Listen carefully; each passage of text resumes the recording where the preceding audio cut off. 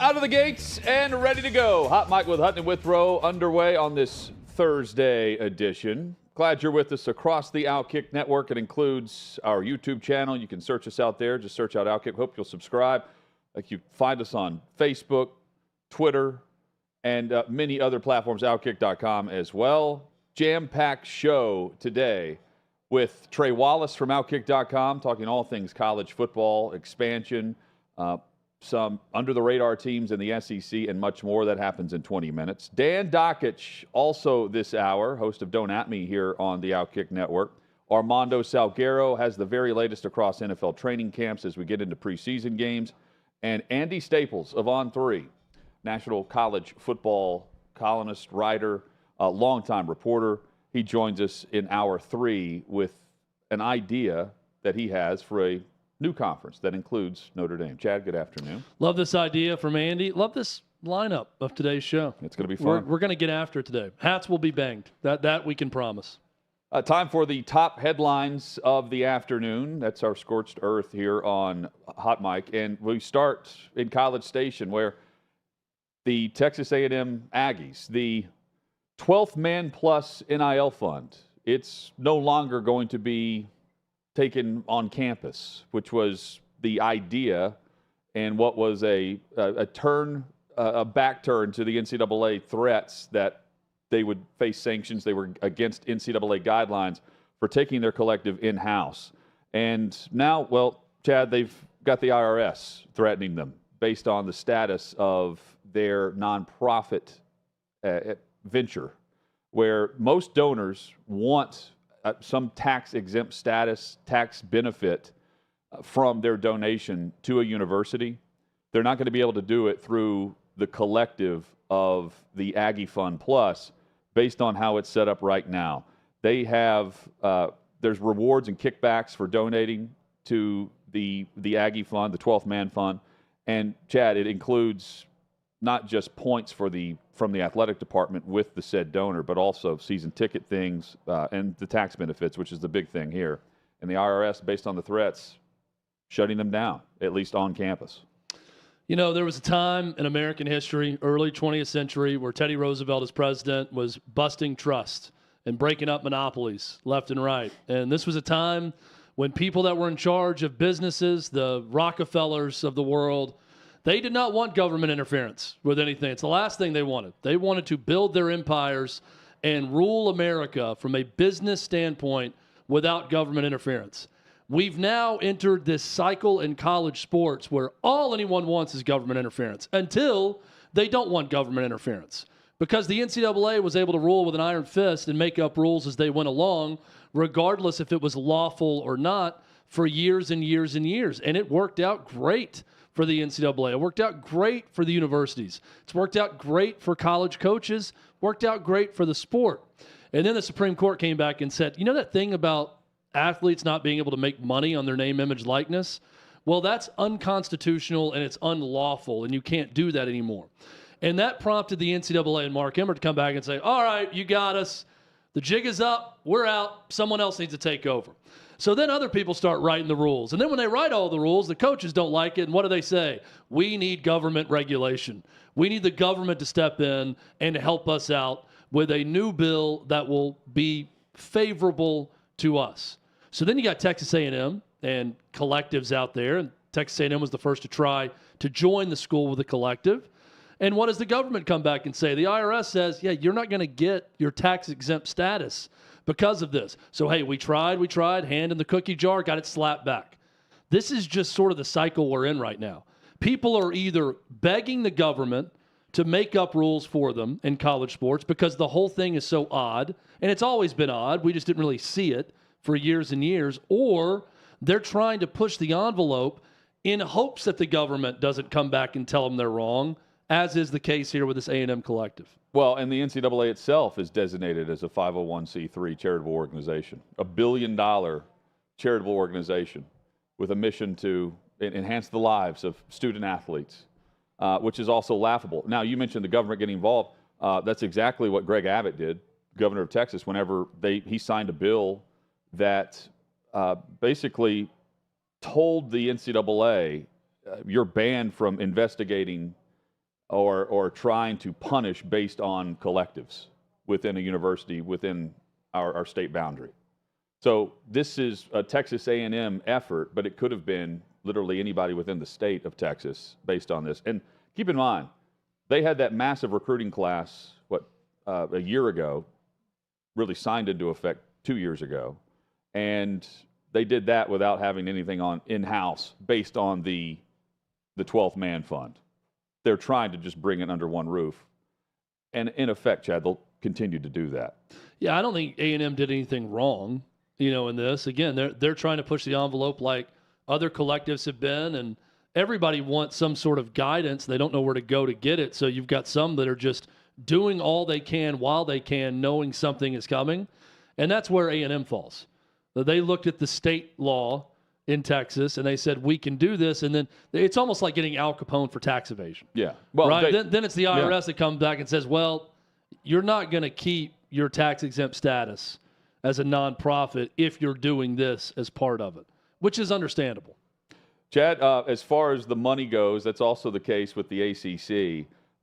Reports were that they were eager to bring on Stanford and Cal until they met last night. And the presidents don't see added revenue by bringing on Stanford and Cal at the current time for a conference that is already having internal bickering over who gets what slice of the pie. They didn't want to bring on two more. At least that's the sentiment from the majority vote. Notre Dame was the one really pushing for Stanford and Cal, but they didn't have as large of a voice within that meeting as I would have thought previous to the meeting starting, because others are looking back and saying, well, this is coming from a program that still refuses to join us full time, but still has the vote and still has the vocal authority, so to speak, of the biggest brand within our conference. And I mean, bringing on Stanford and Cal makes sense from Notre Dame's where they sit and all the sports they participate in. But from a football standpoint, Stanford and Cal doesn't for the ACC. They got this right. It's tough to get 15 programs, 15 schools to agree, especially in this conference where you have so many different points of view and multiple motives and incentives from individual programs and universities, and from Florida State to the haves and the have-nots, right? And then you have a deadline coming up on Tuesday for Florida State, for instance, to declare if they are going to seek either another conference or if they're going independent by 2024. The deadline for Florida State to get out and to alert the conference in advance is this coming Tuesday. So prior to bringing on Stanford and Cal, of course you would want to see what happens with that deadline next week. Well, Jack Swarbrick's whole thing is just laughable to me right now. We should do this because we can't leave two elite academic universities just hanging out there with no conference, almost like it's a charitable effort. In knowing that Notre Dame, one of their big rivals every year is Stanford, it would make sense. The Olympic sports and everything else for too, Notre Dame. for them, for the program. Which, again, they're serving themselves, but that's what many of the universities are doing right now. And they're serving their football program. No doubt. Right? I mean, I never thought that Stanford and Cal would make any sense in the ACC other than some sort of safety net for football. Football only. Now, I'm fine with that. If Stanford and Cal wanted to join the ACC for football only, where you travel once a week and you're a part of that conference, similar to the way Notre Dame is, but the reverse, where then the rest of their sports go into a different conference that makes more sense regionally, I think that's a pretty good model to start to follow, honestly. I still think it's a joke that two schools located on the Pacific Ocean would be in the Atlantic Coast Conference, but that's neither here nor there in 2023 when every decision's being made for football money and media rights money for football. So if you're going to make the decision based solely on football, put those schools solely in football in the ACC or another conference. I'm fine if that's the route they go. I just think it's equally laughable to me when George Kliavkoff put out that statement about we are still world-leading universities and Colorado leaving has not affected us at all, when Jack Swarbrick says, guys, we can't let these elite academic institutions left out there without a conference. Oh, by the way, and you mentioned it, Hutton, a guy who leads a school that is not in a conference. Yes. Right? Absolutely. Chad, this also, the significant roadblocks that Pete Thamel reported on, it's more than significant roadblocks for SMU because it doesn't sound like they were even discussed in this. They were the third team being mentioned yesterday with Stanford and Cal. Stanford and Cal were the only programs discussed in that meeting coming out of it, according to Pete Thamel. The idea that you just brought up about the football-only aspect of Stanford and Cal is what Chip Kelly has also mentioned publicly. Of course, UCLA is headed to the Big Ten, but he says, hey, Notre Dame is an independent football program and a conference for everything else. And telling this to the LA Times, why aren't we all independent for football? Take the 64 teams in Power 5, make that one division. Take the 64 teams in the Group of 5, make that another division. We play for a championship. They play for a championship. No one else is affected by the movement that we're seeing right now. That sounds too easy. This makes so much sense. So much sense that it's too difficult? Other than one big thing, and it's the only thing right now. It's TV money. Is the one thing stopping this from happening. Because in order for this to happen, and he's saying everyone is on their own, that wouldn't be the case because there would not be a scenario where every single institution would go and negotiate their own television package. It would not be the MLB going to regional sports networks or streaming and, Arkansas is going to be here and Illinois is going to be here and Oregon State's going to be on the WB or whatever. None of that would happen. What they would need to do is all say what the NFL has said since its inception. Let's do what's good for the greater good. Let's do what's good for the Shield, for the league. That would take 64 programs, many of which would be taking a sizable pay cut. Yep. To not be in the SEC or the Big Ten, to swallow their pride and say, this is what needs to be done for the future of college football, for it to work. And we got to get there quickly. Let me be the first to tell Chip Kelly, there is no way in hell that is happening anytime soon because each of these universities are out for numero uno. Well, that is it. We have seen that with realignment. They're out for the most money. I don't see any time in the near future, unless it's forced out of necessity, that anyone in the SEC would raise their hand or the Big Ten and say, yeah, let's blow up these very lucrative conferences where we're currently making more money than every other team to make the exact same share as 64 different programs make and collectively bargain, collectively negotiate all of our media deals together. Not going to happen anytime soon, but it is where it needs to go eventually to survive. And maybe we see more discussion of this, not from 64, but maybe a smaller number, whenever the deal is up for the current college football playoff contract.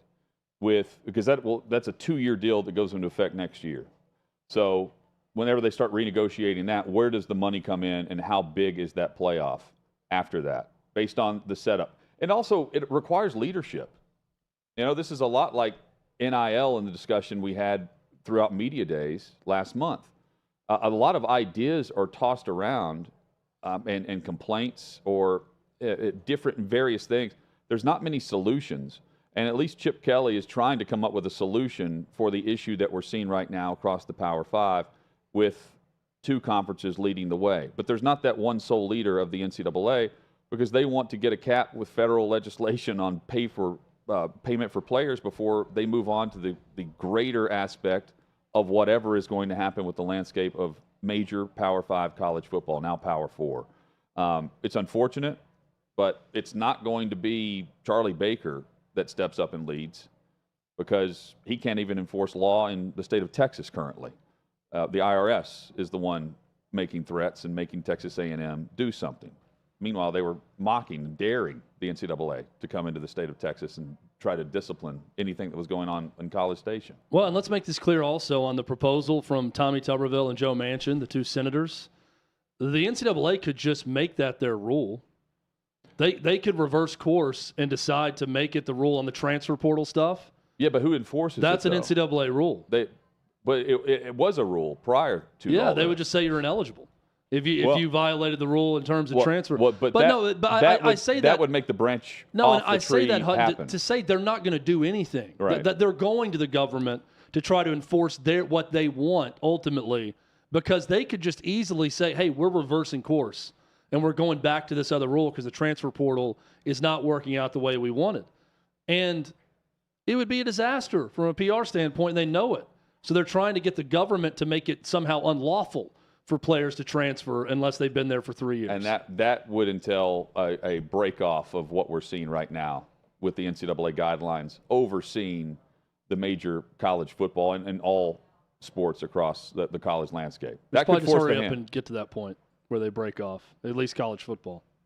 Chad, Jay Monahan, the commissioner of the PGA Tour, said that anxiety was the reason why he had to step away for health concerns from June the 14th to July 17th, right on the cusp of needing to be at the U.S. Open. He last spoke at the Canadian Open, and it was announced just prior to the U.S. Open that he wasn't going to be there because of physical and mental health issues that stem from anxiety. I mean, yeah, I'm sure that did happen based on the negotiation that took place with the Live Tour, Live Golf, and the PGA Tour, and the stress that comes along with that, and the reaction to everything. I'm sure that took place. Not surprising at all, and I think he's probably telling the truth on this. I think it probably would have been wise for him to resign to tend to these medical and mental issues. Would have been best for him and his health, and for the health of the PGA Tour. Stated the obvious. He also said that the way that he announced things was ineffective. Also true. Coming up, Trey Wallace. We discuss the top issues across college football and the SEC upcoming season next.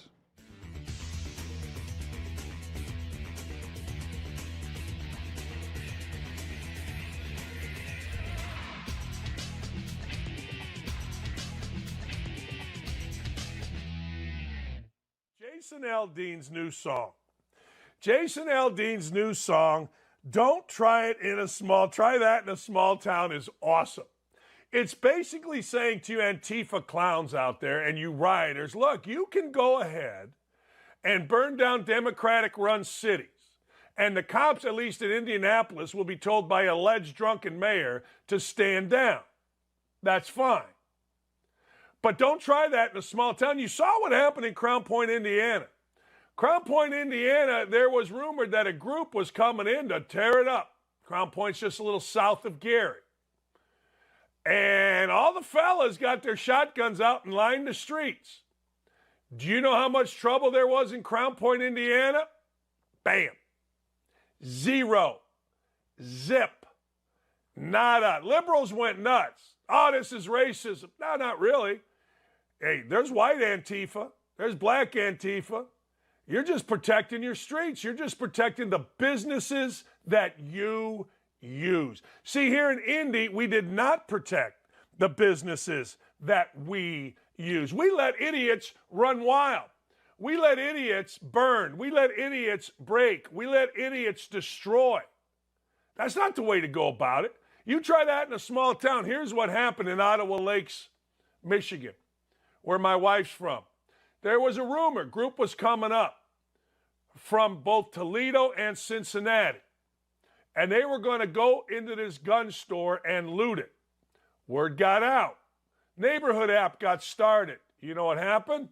The fellas, I think it was Ottawa Lakes. There's another town right there. It could be a different town. I don't know. They're all there. You know what happened? The fellas surrounded and protected the gun store. You know the rest of the story, right? The Antifa pussies came up, looked around, saw they were being challenged, and like every single group of bullies, turned around and left. Damn right. That's a small town. And if you think Don't Try It in a Small Town country music, television or whatever is racist, tough. Good for you. We don't. It's number one on the charts. And I put out a tweet earlier today of an African-American guy, big, strong guy, that said, hey, don't be coming down here to Alabama. African-American guy. I'll retweet it. Said, don't even think about coming down here and starting that crap. Don't even think about it. Well, guess what? He ain't wrong. It ain't about black or white. It's about protecting the businesses that you use against people that are trying to destroy your town. And Jason Aldean ain't wrong, baby. And you liberals can bitch and whine and moan and write your articles and try to cancel him or cancel me for standing up for it or get mad at OutKick. I don't care. I love seeing what happened in Ottawa Lakes. You want to come in here? Ain't happening. It just ain't happening. Crown Point, Indiana, everybody called them racist because it was white guys with shotguns. You know what they did? They protected their town. I wish we'd have protected our town here in Indy.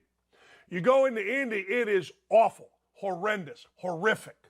Nothing going on downtown for the most part.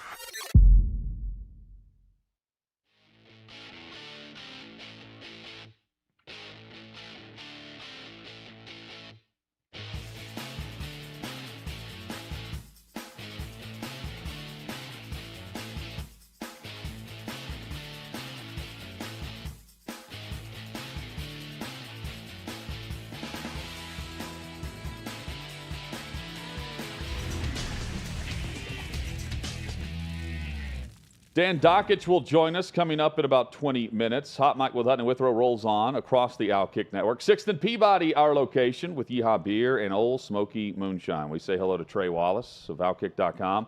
College football writer, does a great job there. Our senior college writer. Trey, good afternoon. Hope things are well.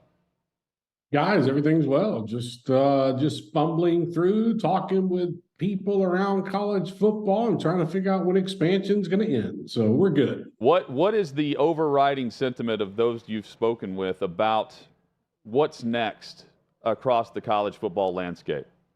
Yeah, I think it comes down to what the ACC is going to do over the next week or so.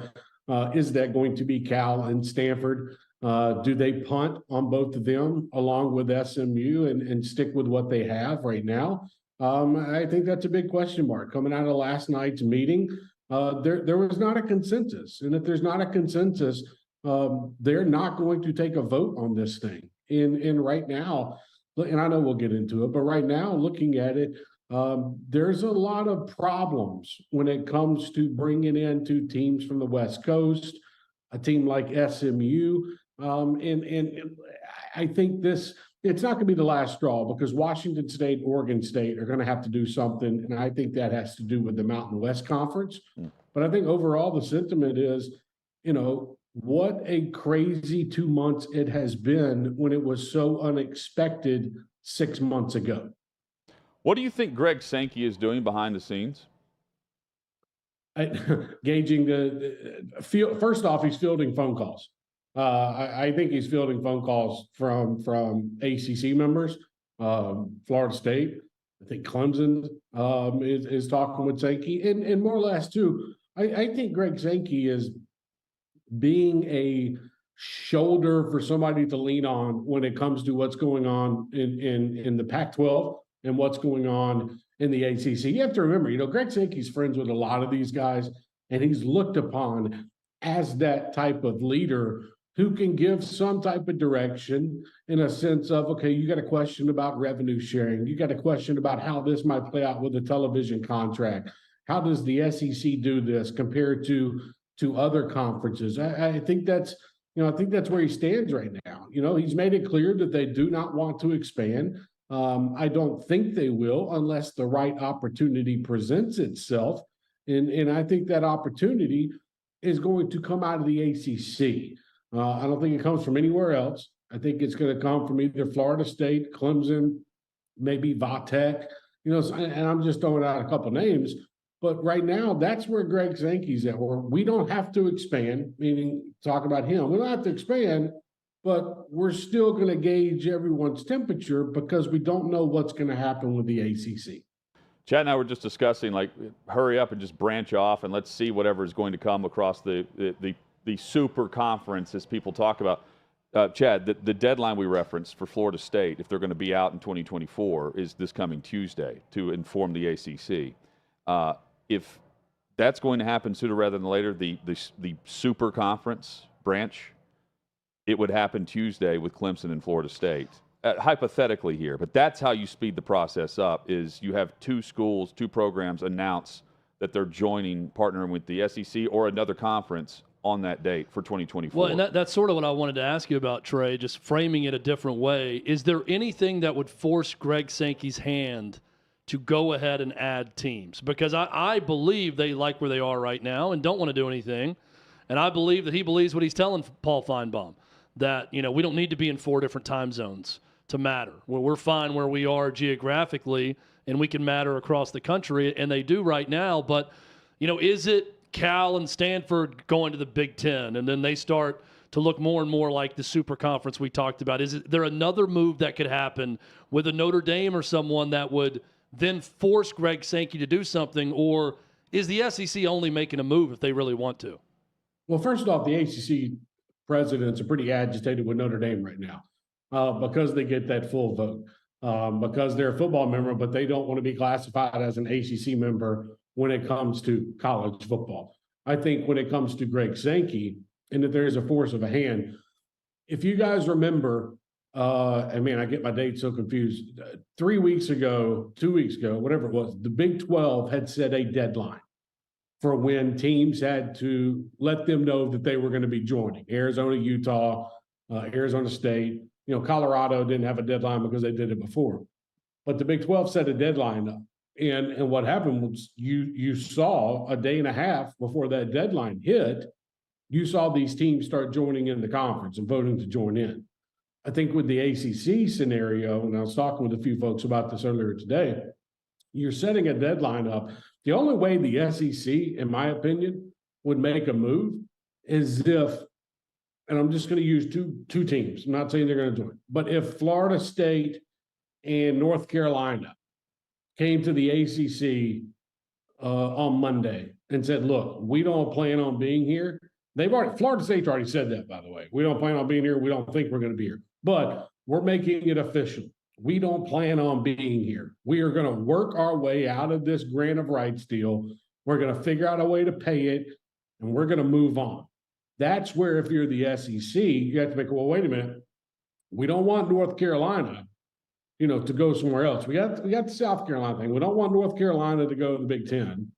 And do we want to let Florida State go? I think that is where the SEC gets their hand forced because of the scenario of, yes, Florida State is such a great fit for the SEC. So would be North Carolina, in my opinion. And that's where Greg Sankey would have to make that decision along with the presidents. Okay, guys, look, there's 2 teams out there, maybe 3 teams.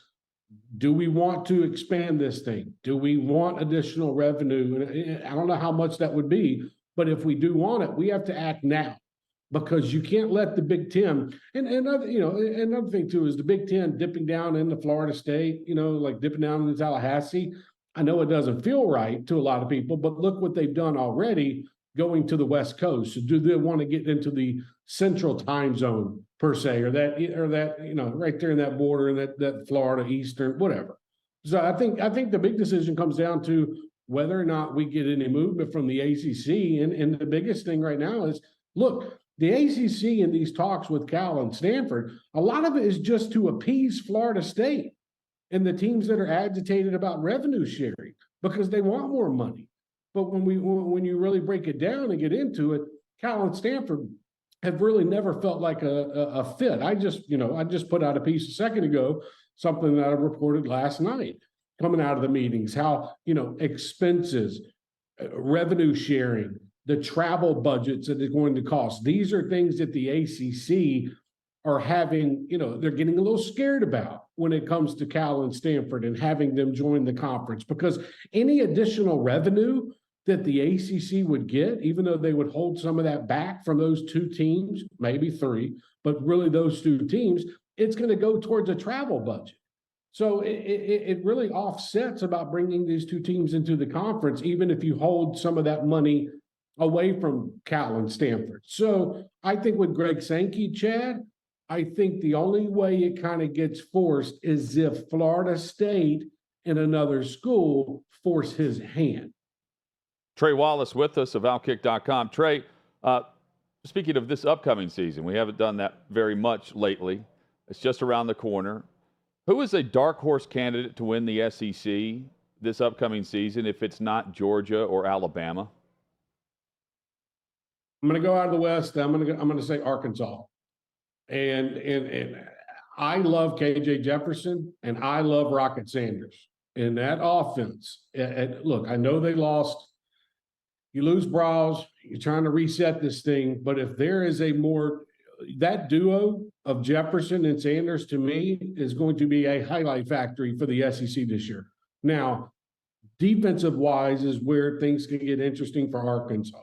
But if you're asking me, outside the normals, outside of LSU, Alabama, Georgia, I think Arkansas kind of fits that mold. And if that's the case, because look, we've been looking for KJ Jefferson to be that guy for 13 games in a season. Last year, it was kind of off and on, but he showed his talent. I'm not saying they're going to go out there and win it, but I will say that they're going to be a problem, in my opinion, for teams this year in the SEC and in the West. And I think that when you have that 1-2 punch of a thrower plus a guy that can get outside the pocket in Jefferson, and then you've got one of the top running backs in the country, in my opinion, in Rocket Sanders, I think that can cause a problem. So, that would be my one out of the West. If you're going to ask me out of the East, if you were just to say, it would depend on, the accuracy of Joe Milton this year, because they've got the offense, guys. I mean, I wrote about it earlier today. They've got the playmakers on offense. Defense, they've gotten better, in my opinion. The one thing Tennessee has not had in the last 2 years is depth. They have depth this year on the defensive side of the football. And that's why I think, look, is Tennessee going to win 11 games this year and win an Orange Bowl? I don't know. But if they are, it's going to depend on the accuracy, and it's going to depend on what Joe Milton has learned after 2 years. That's the biggest thing for me too, Jonathan, is 2 years of learning under Josh Heupel. We're about to really find out what Joe Milton has done over these last 2 years behind Hendon Hooker and learning in those rooms and becoming a better quarterback. Well, and can Tennessee become the first team in well over a year to knock off Georgia? Because looking at it right now, Tennessee's the only team, according to Vegas, that's within double digits. They're an 8-point underdog at home against Georgia, where Georgia's a double-digit favorite in every other game. About as easy a schedule as you could ask for an SEC schedule this year for Georgia. But I want to ask about SEC West, final year of that division, and a team that we haven't spent a lot of time talking about, and that's LSU. That is a consensus top 5, top 10 team that's right there behind Georgia and Alabama with a chance in the college football playoff. How good is this second-year squad for Brian Kelly at LSU?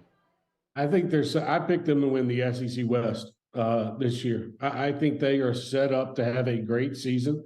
I think, the first game, everybody says, the first game's always tough. Well, first game is really tough. You play Florida State in Orlando to open the season. You can't have what happened last year where you dropped that game because you have the talent.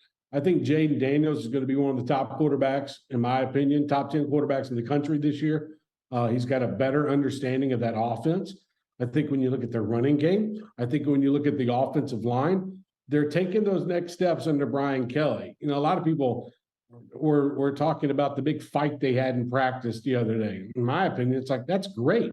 You want that. You want that kind of attitude in practice. And I'm not saying a fight in practice means they're going to win the SEC West. I'm just saying they're shored up on the defensive line.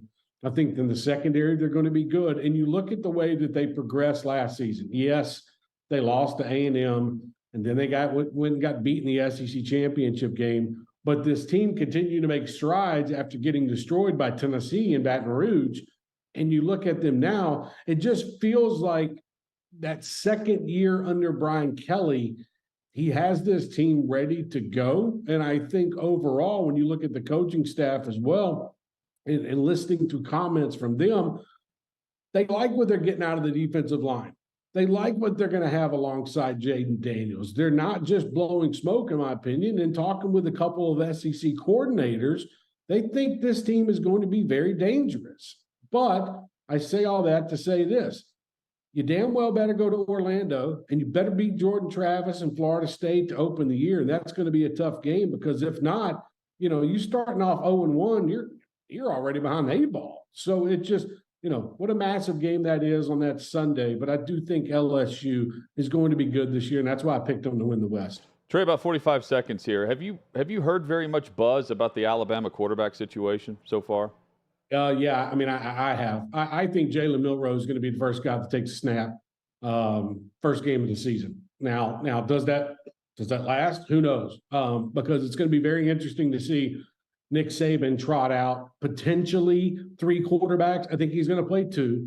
I think it's going to be, in my opinion, Jalen Milroe. I think Ty Simpson will play in that first game, but overall, you got to get through that first game and figure out who is your guy straight up, because that next week, Quinn Ewers and the Texas Longhorns are coming to town. Yep. So you can't be messing around with 2 or 3 quarterbacks in that Texas game. But I do think right now it's going to be Milroe taking the first snap. Trey, what do you have coming up on the Trey Wallace podcast? Yeah, we had Bill Bender from the Sporting News join. Talked a lot about the realignment in the Big Ten. The ACC, what's going on, Notre Dame trying to forcing the hand of the ACC right now, and we're just kind of previewing the season. So that'll drop tonight.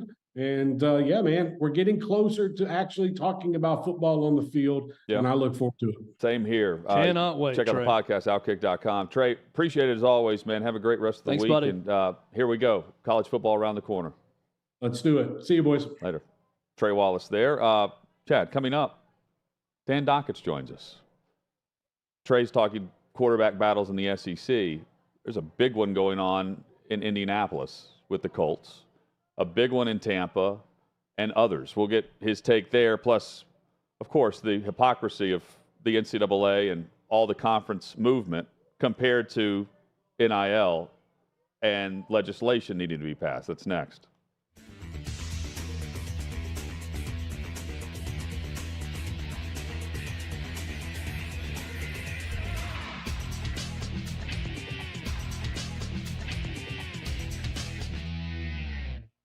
Two biggest social media giants, Elon Musk and Mark Zuckerberg, are set to battle it out, and I'm here on Broadway asking people who they put their money on.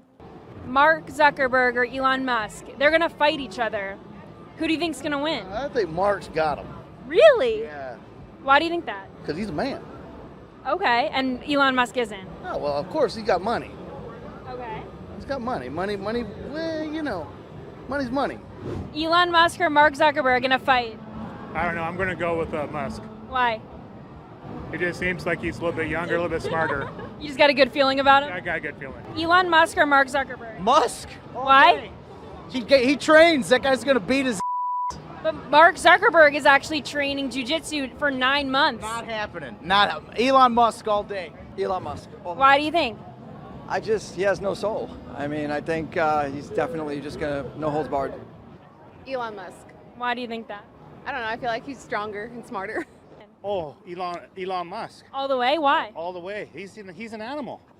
Think about it. Mark Zuckerberg's been training for 9 months jiu-jitsu. You think Elon Musk can take him? Yeah, I think he could take him. Elon, that oh God, stop playing with Elon. Elon really do this out here, for real. I hope Elon Really? Why do you think so? got better ideas. Zuckerberg's like 5'7", 155. Musk is 6'1", 190. But Zuckerberg's been training jiu-jitsu for 9 months. Elon Musk or Mark Zuckerberg, who's going to win in a fight? Oh, Elon Musk. No doubt. Why do you think so?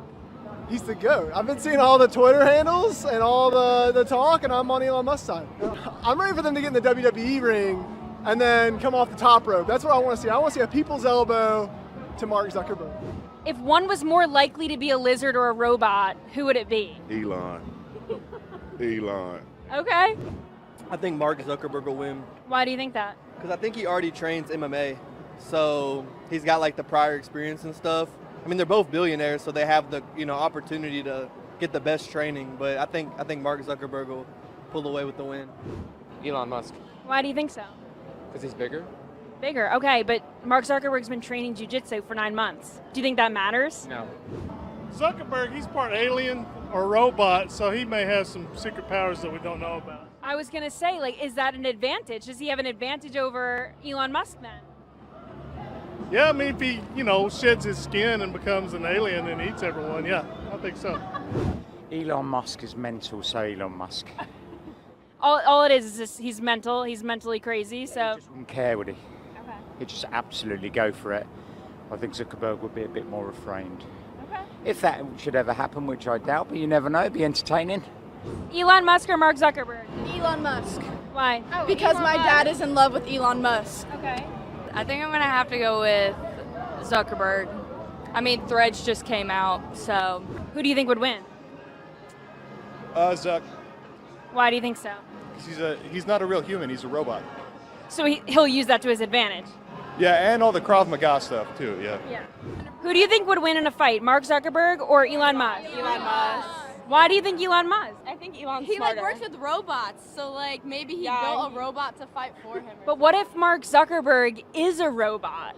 Oh, wow. Then I might have to change my answer. Who do you think is going to win? Me.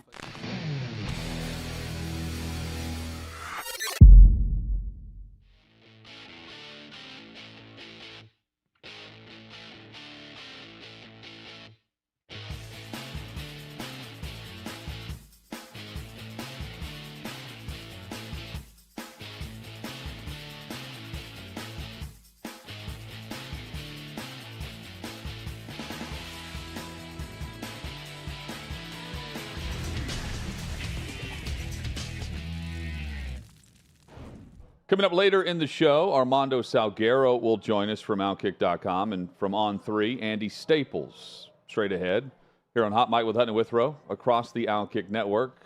And also on the network, you can find Don't At Me with Dan Dakich weekday mornings right here. We say hello to Dan. Dan, good to see you. Yep, getting ready to go beat my son's backside in golf, so I'm wearing red. It's Tiger Woods Day. It's Championship Thursday, so yeah, wearing red, baby. Placing any bets the way Phil Mickelson would? I like Mickelson. I like what he's doing with his life. I feel strongly it's his money. Go bet. You need action. I understand it, man. Some dudes just need the action. He needs the action. I'm all for him. Go get him. And look, just don't whine when you lose. That's my thing with betting. Pay up and don't whine when you lose. That's it. I don't think he's ever whined when he loses. So respect, Mickelson. He doesn't whine very much, and then he boasts with the stacks that he wins when fans criticize him or whatever it was on social, which was hilarious. The $1 billion claim is the one that jumped out to me. I'm thinking, he's not a billionaire. Oh, wait, he's won a lot in gambling and then placed those winnings down on more bets that could equal $1 billion. Then I think, okay, whatever. It's your money. Do whatever you want. What do you think about the guy writing the book? His buddy, his gambling partner, whoever it is, that's spilling all the beans in this tell-all book about him. Well, Billy Walters is known, widely known, in the gambling circles as maybe the greatest gambler, along with Doyle Brunson, in the history of gambling, maybe the best sports gambler ever. I don't respect people that write books like that. In fact, I'll tell you a story. I was at ESPN getting ready to do some shows, and Hank Haney, who was Tiger Woods' golf coach, was in the same green room. And they said, hey, Dan, why don't you go in there, introduce yourself to Hank? I go, no, Hank's a rat. I got nothing to do with him. You want to be Tiger Woods' coach? Don't write a book about it. I just don't think, I don't like that stuff. People always ask me to write a book about my time, at Indiana or wherever, and I always say the same thing. Well, if I did, no one's going to read my book because of national championships. They're going to read my book because of hijinks, and those hijinks were my hijinks. I participated with others, and those others aren't writing a book, so those others don't need to be named. I've never been a believer in doing that. It's just not my style. I like reading them. I'm not going to lie. I'll read them. But I'll never write one because nobody, I left West Virginia in 2002. People crushed me. I could have crushed West Virginia, but I always said, you know what? This is my doing. This is what I did. Nobody needs to be crushed. It was my decision. So I've never been a big fan of tell-all books. Dan, what did you make of the Northwestern assistant coaches, their decision to wear the Wildcats Against the World shirt with 51 on it, Pat Fitzgerald's old college number, and then the response and the statement from athletic director Derek Gregg that it was in poor taste and it was tone deaf? Yeah, again, I always tell you a story about my life. 2008, I took over for Calvin Sampson. Calvin Sampson was and is a cheat. And Calvin Sampson, the players put KS on their shoes. And I got to tell you, I really had no problem with it. I guess I could have, it went for a few games. And I said, hey, fellas, enough, let's go. And they're like, yeah, that's cool.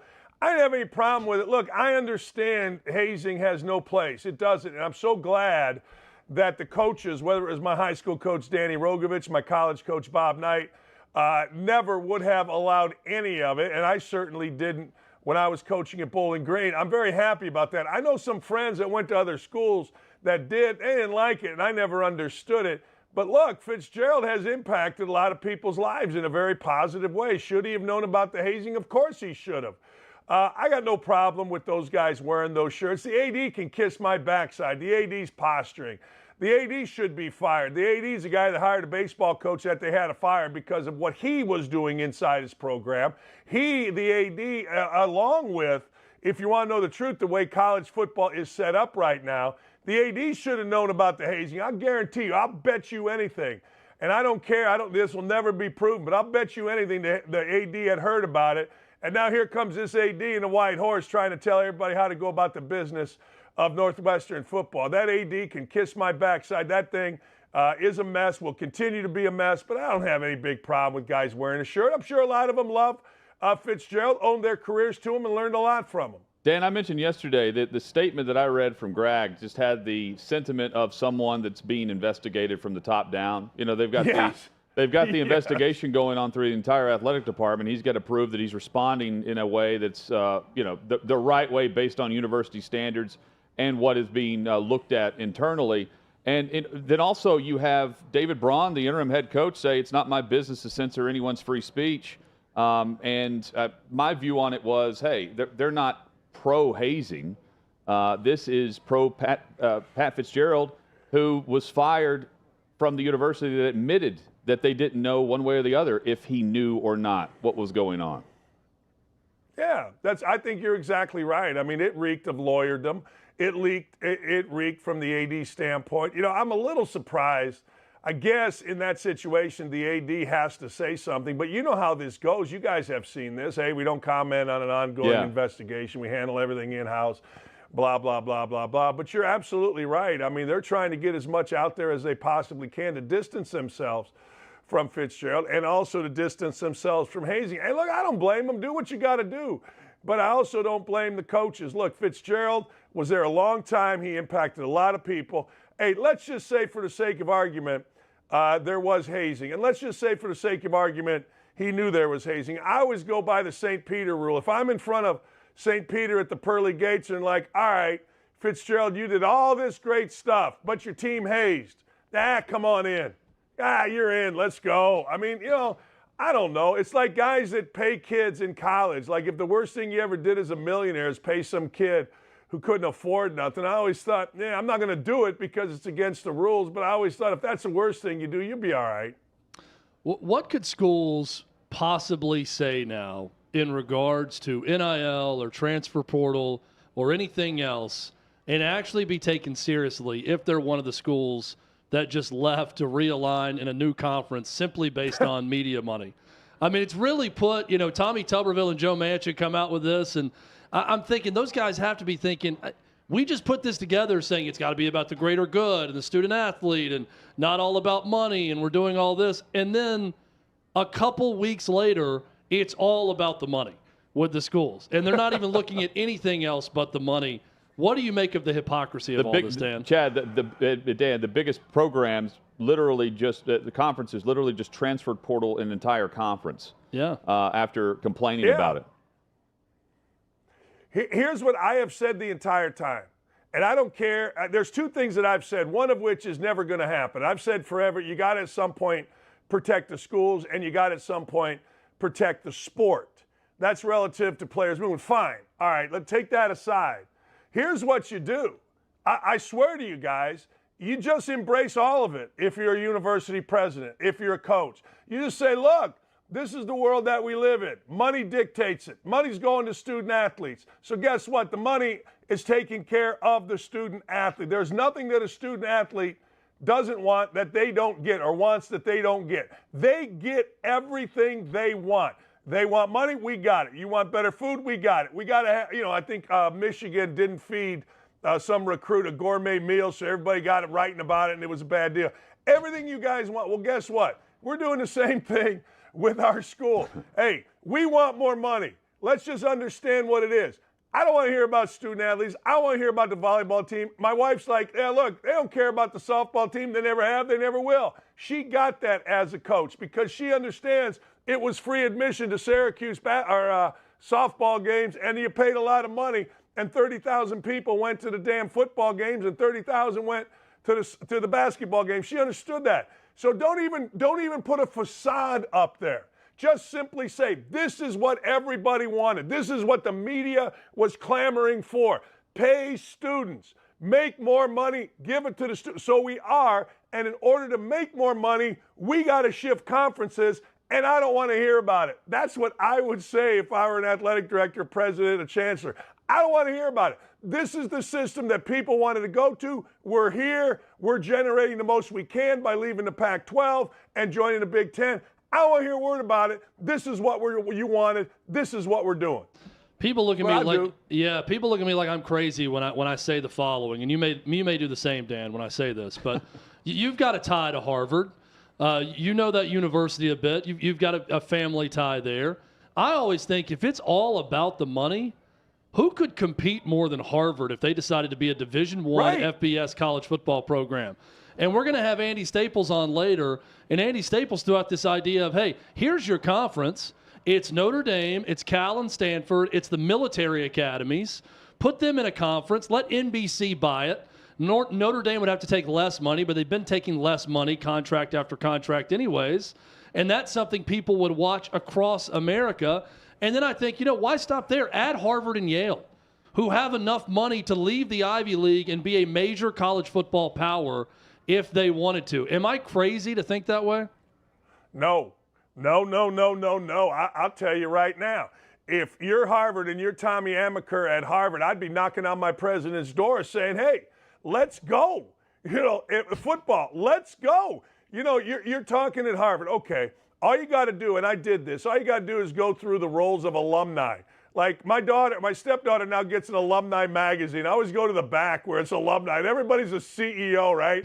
So you could pay more money. If you got kids in a Harvard degree, the hardest thing about Harvard, according to everybody, and this goes back to two friends I had that went there as I was coming through the coaching range, hardest thing about Harvard is getting into Harvard. Once you're into Harvard, it ain't that hard, everybody, including my stepdaughter tells me. They want you to succeed. You are so right.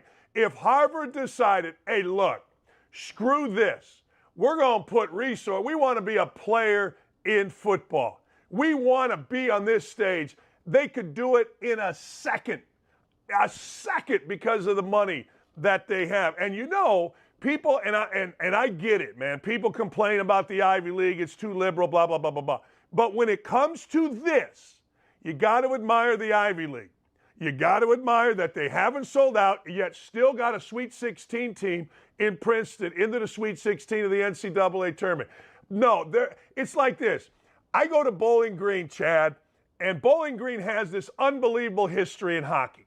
Like 2 or 3 guys on the Miracle on Ice, Morrow and Ken Morrow and Wells and another guy are from Bowling Green. National champs.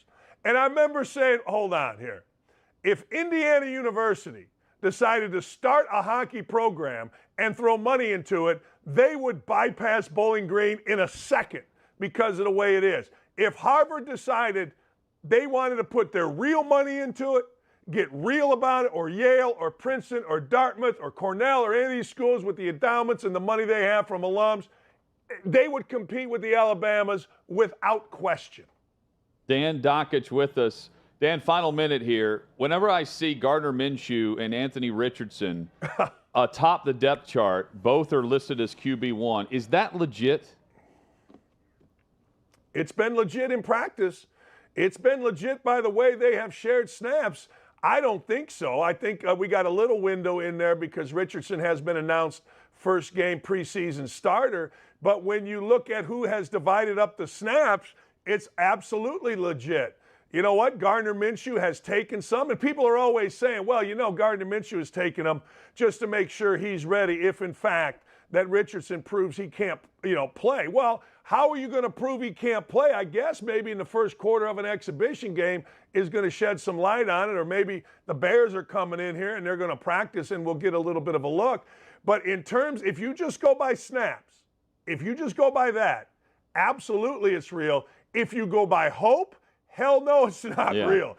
If you go by what Jimmy Irsay's ultimately, because he's running it, he and his daughter's not Ballard, he's running it now. Ultimately, he's going to say, hey, look, man, we're going to get Richardson in there. But as we're sitting here right now on the 10th, and you're asking me that question, if you're just going from a pure coaching practice scenario, yes, it's legit. Dan Dakich legit with Don't At Me across the OutKick network. Grip it and rip it, Dan. Hit them straight. Yeah, I'm wearing red. It'll be good. Wear that red all the way to victory, Dan. Thank you. Yes, sir. Dan Dakich, the rally cry on the golf course. Also wonder if the Colts are about to play 2 quarterbacks. Dan's about to take some money from his son. That's my guess. Put a few back as well. Coming up, how do we view Mickelson's gambling? And how do we view Ron Rivera's leadership? That's straight ahead on Hot Mic.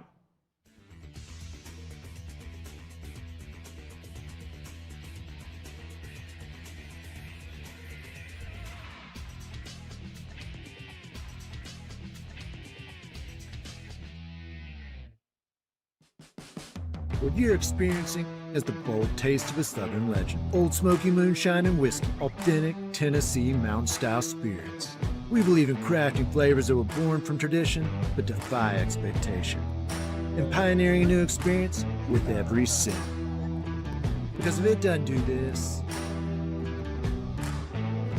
it ain't this. Old Smoky Moonshine and Whiskey. Come on.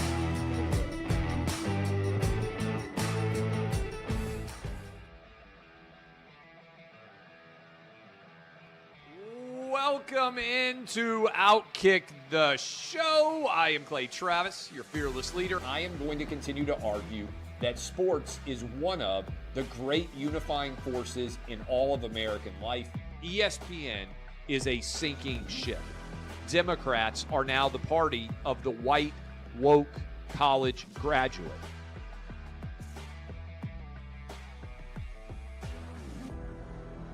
We live in a land of participation trophies. You gotta lean into the turns. You really gotta lean into the turns. When Leah Thomas walked in that first day, it got silent, and every girl was uncomfortable. Very difficult to go back-to-back years in the NFL with the #1 overall pick. I just think the way Anthony Bass handled this was so sloppy. Oh, I think it's perfect. And what he reposted and how he bent the knee and bowed. He was going to catch the ceremonial first pitch. I've been out of LA long enough to have forgotten that libs, no matter how ridiculous the scenario, are gonna live. Another week of inflation, another week with Biden with COVID, and another set of losers to crown. People don't watch the WNBA on TV, in person, on a plane, on a train, on a bus, or on purpose. The scary thing, Tommy, is in the history of this government, I've never seen them give anything back that they've taken. Oh no, they never do. And they won't. When you're behind closed doors, when you're talking to plant managers, when you're having meetings, when you're with the team, was there an acknowledgement of any of this, an acknowledgement of the situation, the boycott, and then the doubling down about moving away from the fratty image? We've seen coaches throw water bottles. We've seen coaches act like idiots. We've seen coaches slap other coaches. But I think if you're involved in carjacking, you're inherently a rotten human being. The level of stupid that sometimes gets on our YouTube chat just gives me a headache. You're born a male, play with males. You're born a female, play with females. Don't at me about it, people. I'm pissed off about this. I never did it before in my life, but Trump is being cheated. The American people are being cheated. We, ladies and gentlemen, are being cheated. I believe this person is the greatest player anybody alive will ever see. How can you hate Derek Jeter? A guy's on-base percentage tells me his batting eye, and a guy's slugging percentage tells me if he's a threat. That's the kind of guy that throws a no-hitter, that effectively wild guy.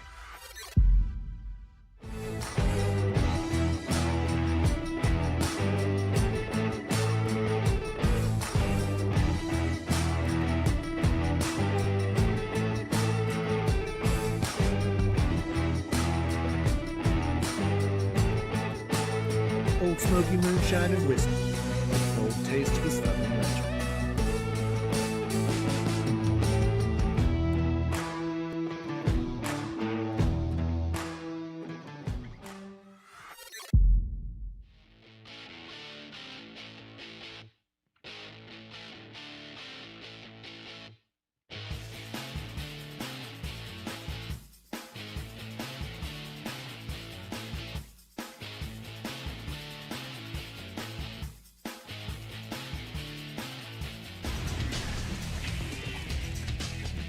Just like that, the second hour is here. Hot Mic with Hutton and Withrow. Glad you're with us on the OutKick Network, which includes this great radio partner you may be listening to.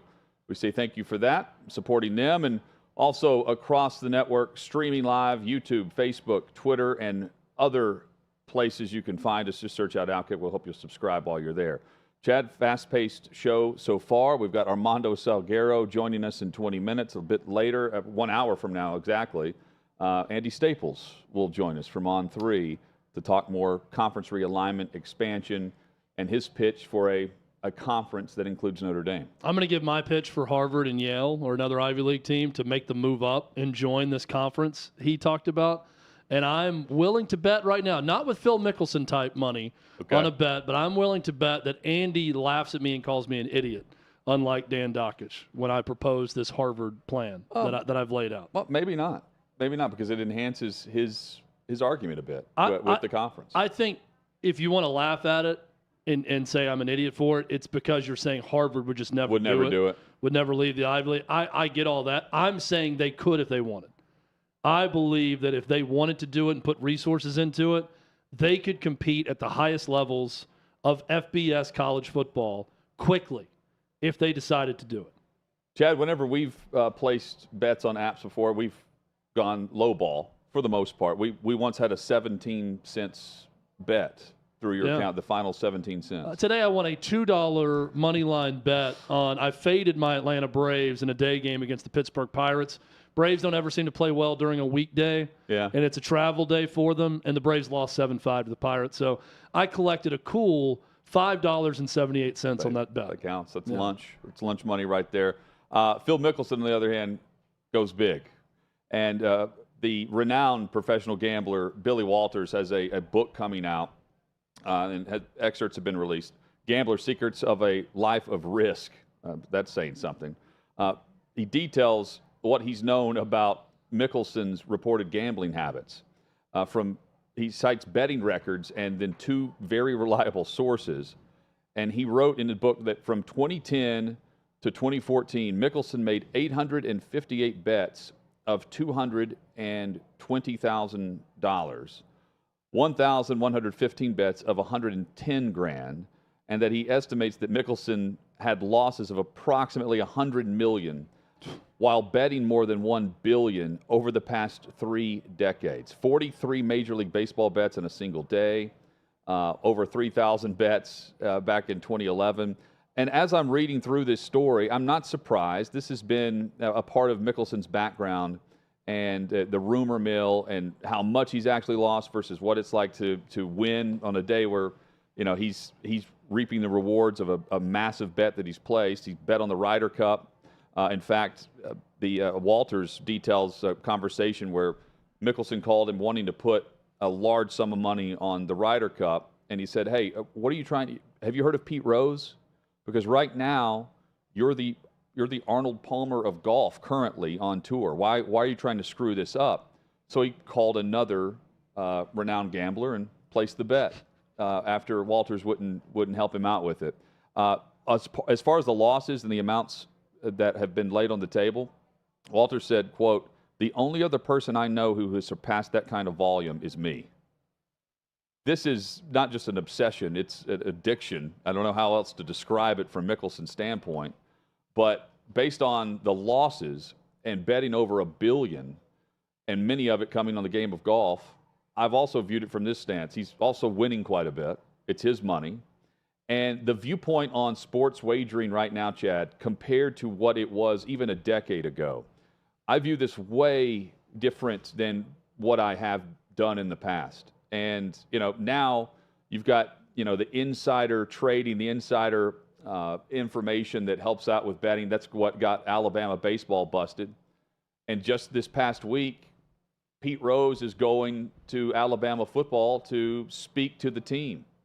There's photos from the Crimson Tide where Pete Rose is sitting at the table with Nick Saban, literally months after they had the baseball issue on campus, where the head coach is giving away injury information before anyone else would have it, so his buddy could make a massive bet.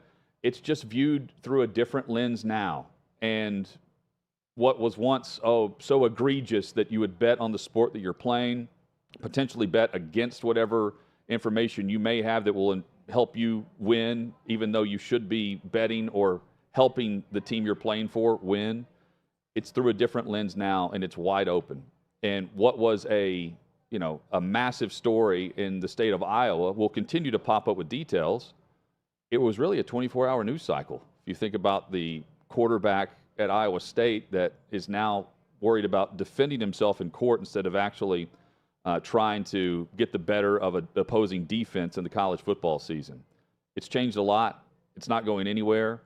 And if anything, it's only going to grow state to state, but also sport to sport. The money that's being poured in to the programs, to the media outlets that are funding the major conferences across college football, it's here to stay. It's not going anywhere. And I think for those that participate on the apps like Chad and I do, it's totally normal now in what seemed so foreign a decade ago.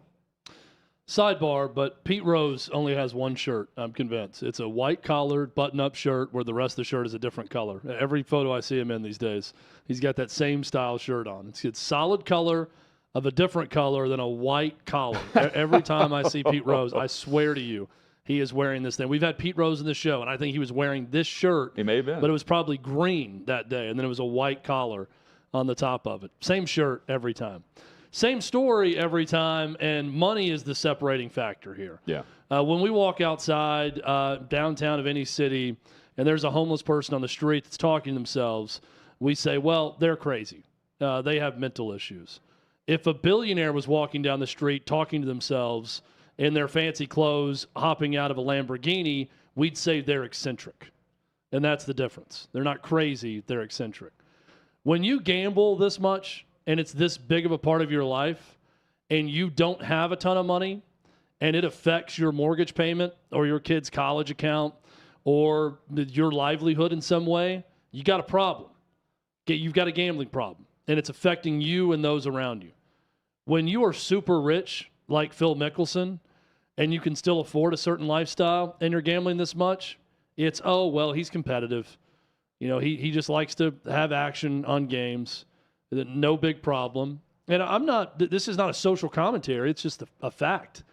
I don't think we're going to look at Phil Mickelson and everyone say, man, he needs to check himself into gambling rehab, or he needs to do this, this, and this. Now, if he ends up losing everything and it does affect his family and he owes a lot of people money and he's not paying up and he's got debts left and right, then yeah, we're going to say he needs to go and get help for a gambling addiction. But until that happens, it's the difference between being crazy and eccentric, and the only difference is money. That's how we view it. Phil Mickelson's got money, a lot of it. What he does with it is up to him.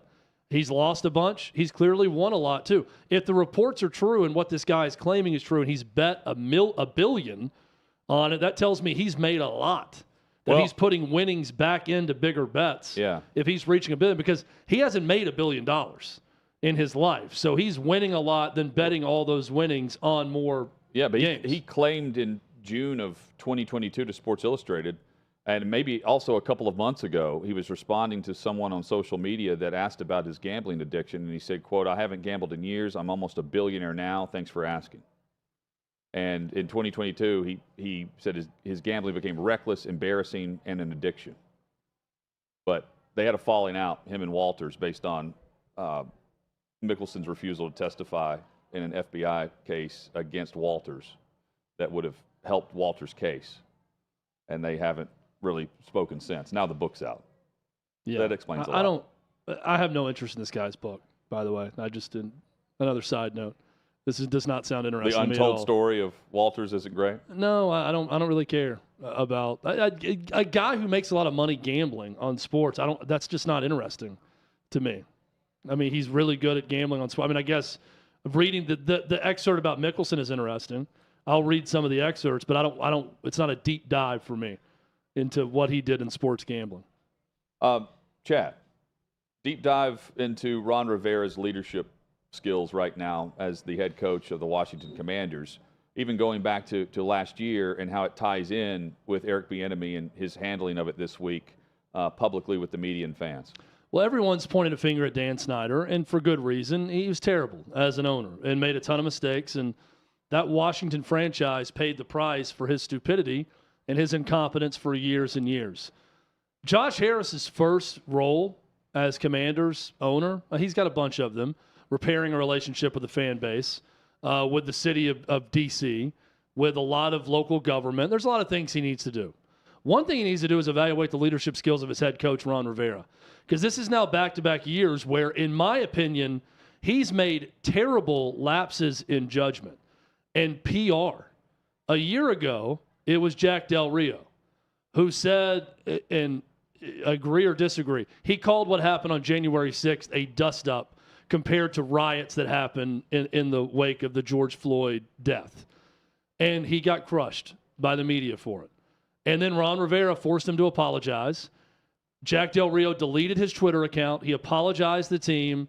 They moved forward. Everything was fine. And Ron Rivera fined him $100,000 for making that comment. But it said, I support free speech and the right to say whatever you want. But this was a distraction. He caused a problem with the team. And he caused a problem thinking, okay. He shared an unpopular opinion that many people have and have stated. But because it caused a problem, it was a $100,000 fine. I don't think he handled it well. Whether you agree with Del Rio getting disciplined or agree with what he said or not, I think that was a huge gaffe by Rivera. Now fast forward to this year, where Ron Rivera comes out to the media and says that Eric Bieniemy's intensity is an issue, so much so that players have approached him about him being too intense and his intensity. A day later, and this according to the AP, Ron Rivera came back and apologized for the remarks that put him in hot water around the NFL. He said, quote, I basically went up to Eric Bieniemy and said, I put my foot in my mouth. I think what I said wasn't as clear as it needed to be, and I think the understanding of it is just the fact that I think everybody is making, in my opinion, a little more than needs to be made of this. Ron Rivera has been around for a long time. That's the end of the quote, by the way. This is me talking now. You got to be better than this. This is 2 years in a row that he's badly handled a situation that did not need to happen. This is self-inflicted PR wounds 101. This is first-year head coach stuff. He's talking to Eric Bieniemy, and he goes on to talk about how he's sort of helping him try to get a head coaching job and explaining to him why maybe he hasn't had it before. Maybe he's too intense. Maybe this and that. But he's doing this by laying out the roadmap for how not to handle a press conference and how not to handle your coaching staff. It was incredibly dumb what he said. First off, it sounds completely soft of his players that his intensity caused his players to come up and complain about it. But Ron Rivera, by all accounts, great dude. Well respected across the league. Yep. But these are just two mistakes that I don't really understand. Yeah, it doesn't sound like he's in tune with what was going on there. If he's too intense. Also, there were former Chiefs players that were coming to Bieniemy's defense on this. Tyreek Hill being one of them, saying that he's not too intense. He's just a solid coach. Here's Bieniemy reacting to the storylines this week and his media availability with the Commanders press. Hi. Have there been instances where players have, I guess, struggled to adapt to your coaching style and have come up to you and had a conversation about it? And so before it even goes anywhere, I make it the point to address the conversation. Because one thing, my job is to be very observant. I got to know the people that I'm discussing and working with. So my job is to address. If there's something that they may have an issue with, please, let's discuss this. Here's the reason why I felt a certain way. Here's why I said it. Now, okay, I put it back on the player. And you got to understand, we're in a grown man's business. We're in a grown man's world. My job is to make sure that I'm doing the best possible job of over-communicating clarity. I take a tremendous amount of pride in that. They also know when I'm getting on them, ain't nothing personal. What's personal is that I want us to win. I expect that particular player to be great at all times. I expect the effort to be a standard that's accepted by all of us. So when you're not reaching that, it's my job to address it. So sometimes they may like the highlights and the praise. But sometimes they may not like it. And I'm perfectly fine with that, because that's my job. Because if I ain't doing my job, my ass get fired. So it's my job and my responsibility to make sure that I'm getting our guys to do what I expect them to do. There's Eric Bieniemy speaking this week. And, Chad, when I heard that for the first time, when he says, if I don't do my job, I'm getting fired, I'm thinking, no, that would be Ron Rivera, and you'd be the interim head coach. Yeah. If Josh Harris wants to try that based on results of the season. And look, I watch that and I think, why is Eric Bieniemy, a guy who's widely known as a terrible interview that can't get a head coaching job because he's so bad at interviews, better at press conferences than Ron Rivera right now? Because I thought he was better than Ron Rivera at explaining things. Ron Rivera came back and said, sorry, I was confusing, but you're making too big of a deal about it. No, you air dirty laundry within your team about players approaching you about the offensive coordinator that you just hired being too intense. That's a pretty big error to just offer that up in a press conference. I will say Ron Rivera, though, doesn't get the credit of the job he did over the last couple of years, but specifically last year with all of the craziness going on. No leadership. I mean, he's releasing statements last year because no one else would from the you didn't hear from Snyder. He wasn't allowed to be a part of it. And his wife, quote unquote, is running the organization when it's clearly Snyder behind the scenes there too. A mess, and somehow they won 8 games doing that with all the injuries and different things going on. So, as a coach, he's been okay despite the organizational craziness. When he's having to release statements, not so good. Armando Salguero joins us next to talk NFL headlines.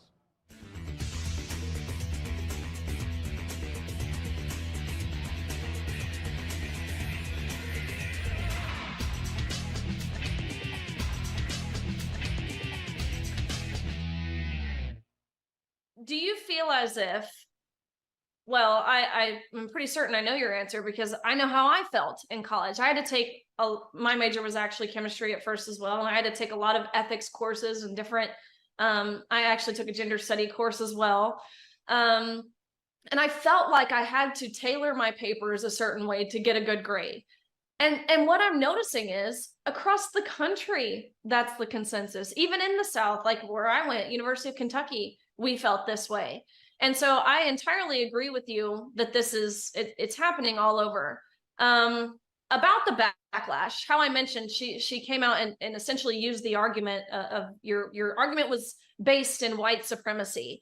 Have you gotten a lot of backlash, or do you just kind of get the name calling, such as being called a racist for saying freedom of speech should exist?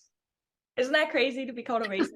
Calling out being suppressed in school. It's so weird to see where people's heads are at. But yeah, there has been a lot of backlash, a lot of name calling, obviously. And the death threats are I'm going to show up at your house. I'm like, okay, please do.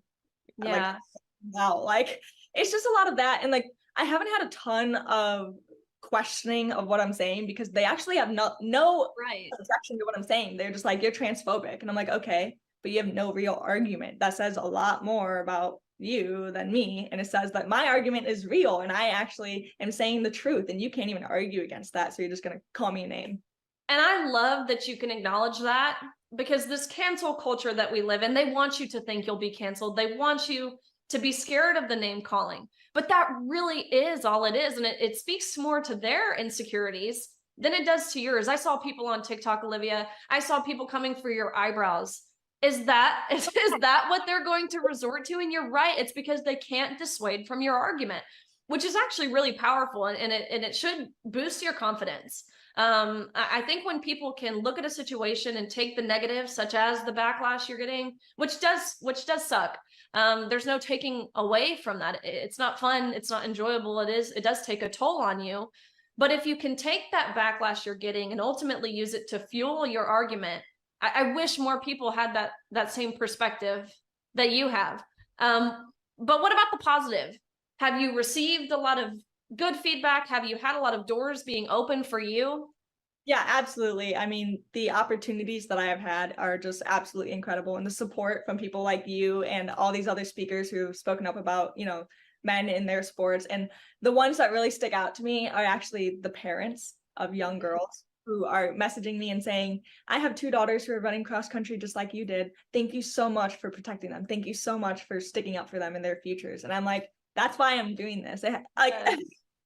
It's not really for me. It's for all of these other girls, and not even just girls, but for college students, for young men, like all of these people. I want to help them. I mean, America was built on freedom of speech. That's why we are what we are. And colleges are now trying to take that away. And like we said earlier, it's going down a bad path. You know, Olivia, you sound like you're filled with hate. You sound just super hateful. No, how could anyone listen to your argument and say that that's hateful? I mean, I hear the compassion coming from your voice, advocating for what you're advocating for. It really is for everyone, all ages, all sexual orientations, even all gender identities. That's who you're advocating for, to be able to speak freely.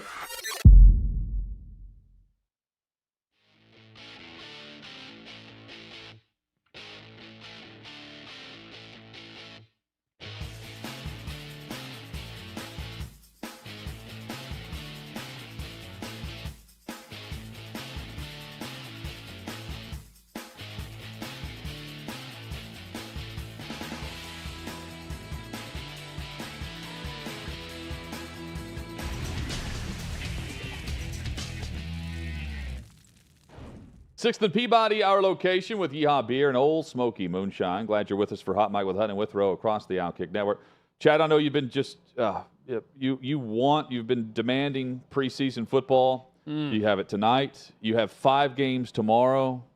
All the preseason backup football your heart desires. It's like Christmas time for me, Hutton. I say year-round. There's nothing better in sport like preseason NFL football season. Those dog days of August, when you're playing preseason games, I live for these moments. Yeah, and we live for the weekly visit from Armando Salguero, OutKick.com, senior NFL writer, covering all things training camp and preseason leading up to kickoff. I joke, by the way, but I am actually excited to see some level of football with training camp and preseason games, because preseason football means actual regular season football is just around the corner, Armando. It also typically leads to a time of year where coaches are involved in a lot of coach speak and not saying much of anything and not bringing too much attention to themselves, unless you're Ron Rivera, who just rolled his offensive coordinator right underneath the big bus for no reason, completely unprompted the other day. I was surprised a guy disrespected made such a big PR gaffe when talking about Eric Bieniemy. What did you make of it?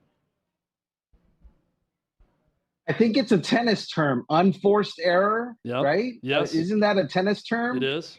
And yeah, you can tell I'm a sports writer. And you know, Ron Rivera should know better. Ron Rivera, this is not his first rodeo. He's been through many rodeos, and in this rodeo particularly, he got on top of a horse that promptly threw him into the stands. Because why do you have to go there?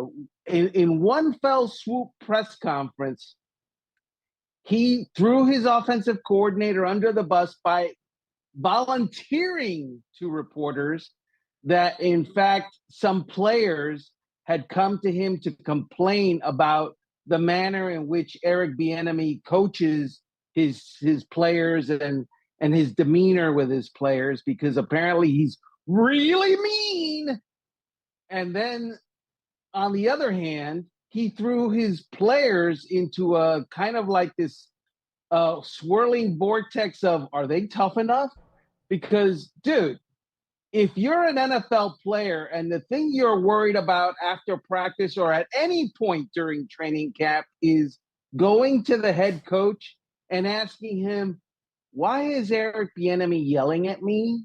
Or why is he raising his voice? Or why is he questioning me? You're kind of weak. You're kind of lame, actually.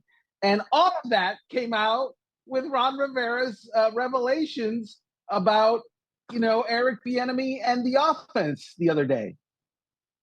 And, I mean, if you're a player, how can you not just look at it and go, well, it worked in Kansas City. They've got titles. You know, I don't know, makes man. too much sense. And if it's really that bad, go to the NFLPA. They've got rules and regulations for how coaches can. Well, the only person we've heard anything negative about Eric, we've heard a lot of negative about Eric Bieniemy. He can't interview. He doesn't really call plays. He doesn't have much of a hand in the offense. And if you watch the quarterback series with Patrick Mahomes, I'll be the first to say I didn't hear him speak. It was Matt Nagy doing everything on the sideline with Mahomes. It wasn't Eric Bieniemy, we've heard one guy say bad things about him as a person or his style as a coach, and that was Le'Veon Bell. Or not Le'Veon Bell, LaShawn McCoy in his short time in Kansas City, right? So has this been a big issue with him in the past, Armando, with your sources across the league?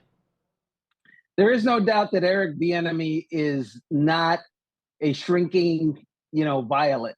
He is a very aggressive. He coaches hard, as they say in the profession. He coaches guys hard.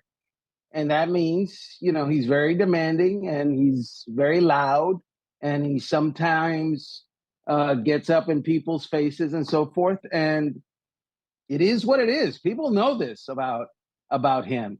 There was a time where, there have been players, including Patrick Mahomes, who have, wolfed right back at him. And it's a grown man's game, man. People are emotional and people are alpha males generally. Apparently not many of them on the Washington Commanders offense, but still alpha males.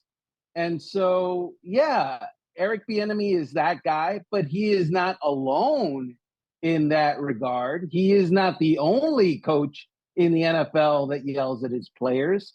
So I would say he's not the only coach on the Washington Commanders that yells at his players. Armando, what's the latest with Dalvin Cook and Ezekiel Elliott right now across the league? And what do you expect happens as we lead up to the regular season with those two? They're waiting for capitalism to take over because it's the law of supply and demand. The demand for running backs in the NFL is low. We know that. We know that because, the best of the best aren't getting paid what they believe is fair compensation. That's well chronicled. But what you're talking about now is free agents like Dalvin Cook, like Ezekiel Elliott, like Leonard Fournette, like Kareem Hunt, all of them who have accomplished things. Kareem Hunt led the NFL in rushing once upon a time. Dalvin Cook is a multiple-time Pro Bowler. So is Ezekiel Elliott. And Leonard Fournette has a Super Bowl ring as the starting running back for a Super Bowl team. And yet they're unemployed. And so what I would say to you is that they are waiting for the teams that do have running backs in camp to suffer some sort of attrition, to suffer some sort of injuries, to have the situation and change, thereby making them more valuable and more needed. Is it important for any of these guys to get into a camp to, quote, get their legs, that we hear so much about the running back position? Or is that something that maybe is overvalued and they've been around long enough where they can get in the rhythm and get their legs, even if they're a late addition to a roster? Well, if we're talking about Leonard Fournette, it's not just about getting your legs. It's about getting your gut trimmed a little bit, because apparently when he worked out for the New England Patriots, he was a little, overweight. And so his conditioning needed improvement. And I think he's been told that. And I'm expecting that he's trying to remedy that. It's not, like he's rehabbing some sort of injury. You can lose weight in the United States of America in August. It's kind of hot. Go outside. You're good if you want to. With Dalvin Cook, with Kareem Hunt, Ezekiel Elliott, they're not too worried about getting their legs. They're more worried about getting their dollars. And all of them, all three of them, are unsigned because teams want them. The Patriots want Ezekiel Elliott. The Jets want Dalvin Cook. The New Orleans Saints want Kareem Hunt. And, by the way, the Indianapolis Colts want Kareem Hunt. But Kareem Hunt, Dalvin Cook, and Ezekiel Elliott want more money than what those teams are willing to pay right now. And that's why they are unemployed. Armando, two different quarterback battles, and I would describe them in different ways. You've got what's going on in Indianapolis with the Colts, Anthony Richardson and Gardner Minshew listed side by side as QB1. We know Richardson is starting their first preseason game. To me, I view that as it's his job to lose or prove that he's not ready with Minshew behind him. On the flip side of this, though, Baker Mayfield and Kyle Trask, they need to go out and win this job. And it doesn't feel like Baker has really done that to this point, given the fact that they continue to speak well, just based on reports and observations of the media on what Kyle Trask has done. I think that's more about what Baker Mayfield hasn't done. Baker Mayfield got traded from the Cleveland Browns to the Carolina Panthers last year around this time. Yep. Maybe a little bit earlier. And within a week, everybody knew he was going to be the starter. Meanwhile, he's been on the Tampa Bay Bucks all offseason, or practically the entire offseason, and he still has not swatted aside Kyle Trask, who has thrown and completed all of like 3 passes in the NFL. Maybe 6 passes. I didn't memorize his gaudy stats. It's around 24 total yards, his completions. That tells you not something about how great Kyle Trask is, because Kyle Trask is Kyle Trask, okay? It tells you that Baker Mayfield, what up, dude? What's wrong with you? Because you were the former #1 overall pick in the 2018 draft. And the guy who has thrown 3 or 6 or whatever number of passes for 24 yards in the NFL is, shoulder to shoulder with you in a quarterback competition.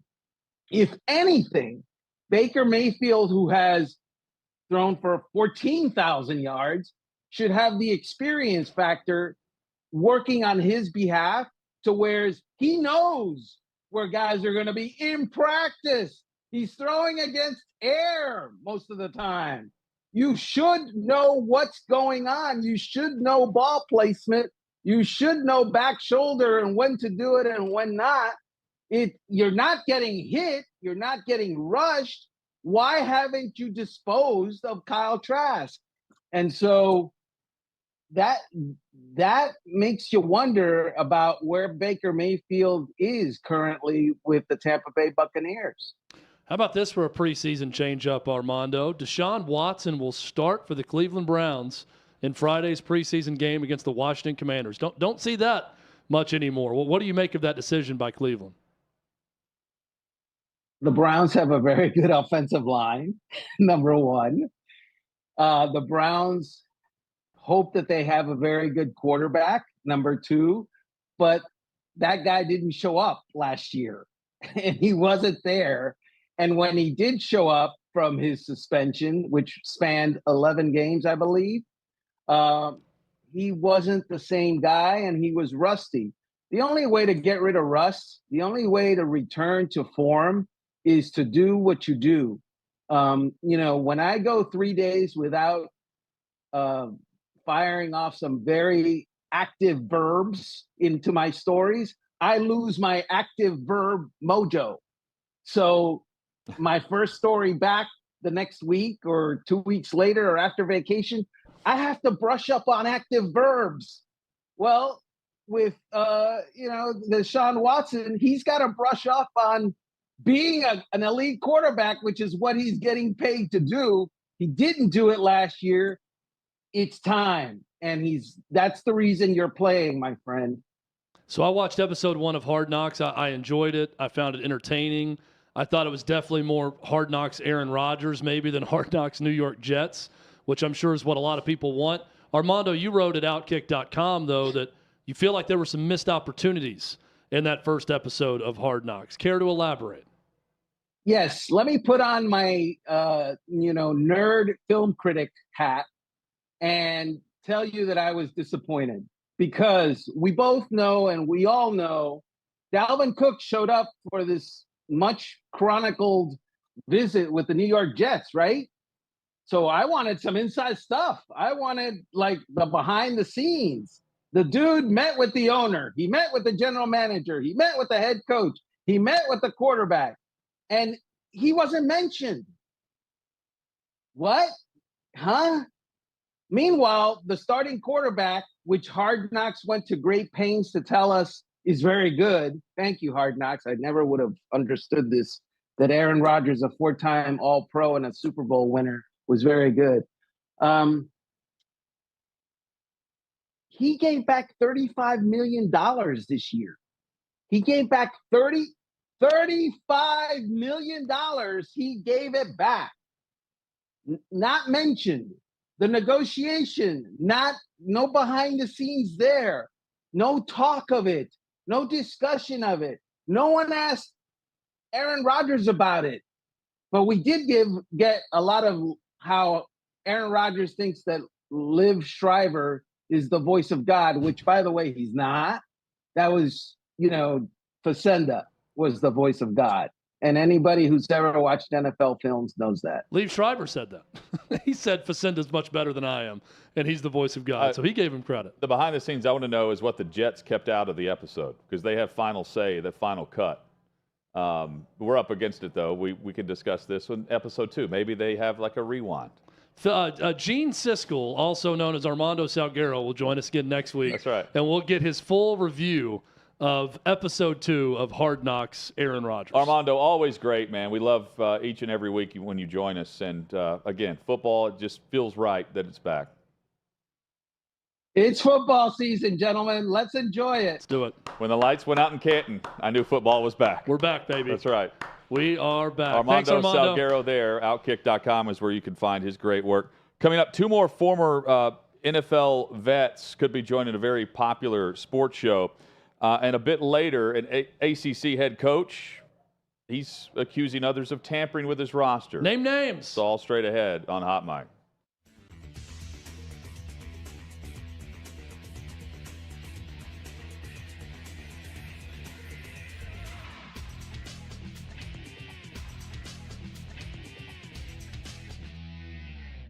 Hey, Davey Hudson of OutKick here. We are at SEC Media Days 2023 in Nashville, Tennessee.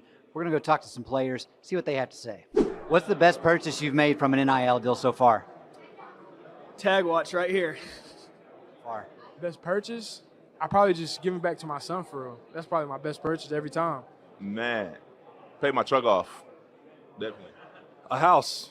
My wife and I bought a house, so that's been huge. Being able to save that money up and buy a house. This chain here. The best purchase? I'd probably say helping my mom out with school. Ooh, the best purchase? Probably the shoes. The shoes I got on right now. The best purchase I made, well, the best NIL deal I've had is free steaks from Marksbury Farms, so keep me fed and beefed up. With it. Ooh, purchase? Probably a new golf bag. Or recently I played TPC Sawgrass this past weekend, and that was from I used that money from a deal I made, so that's up there too. Probably getting my sister through college, helping my family out a lot. That's probably my best purchase I've done. Best purchase? Probably my my mom and dad anniversary gift. The best purchase I've made? I got a yoga mat the other day, and that's helped me a lot. Just flexibility and everything like that, so probably that. Best purchase? My smile. Best purchase? I would say my best purchase was having my school supply drive. Landon, what is your favorite sports movie of all time? Remember the Titans for sure. Sport movie, I say Love and Basketball. That's my favorite. Got to be Remember the Titans for sure. Remember the Titans. I mean, it's top movie ever. Probably Longest Yard. I'd probably say Like Mike with Bow Wow. Yeah. My favorite sports movie? Remember the Titans. Air Bud. Perfect answer, actually. I really don't know. I don't have one. Movie? I haven't seen many, but does Sandlot count? Favorite sports movie of all time? Probably Coach Carter.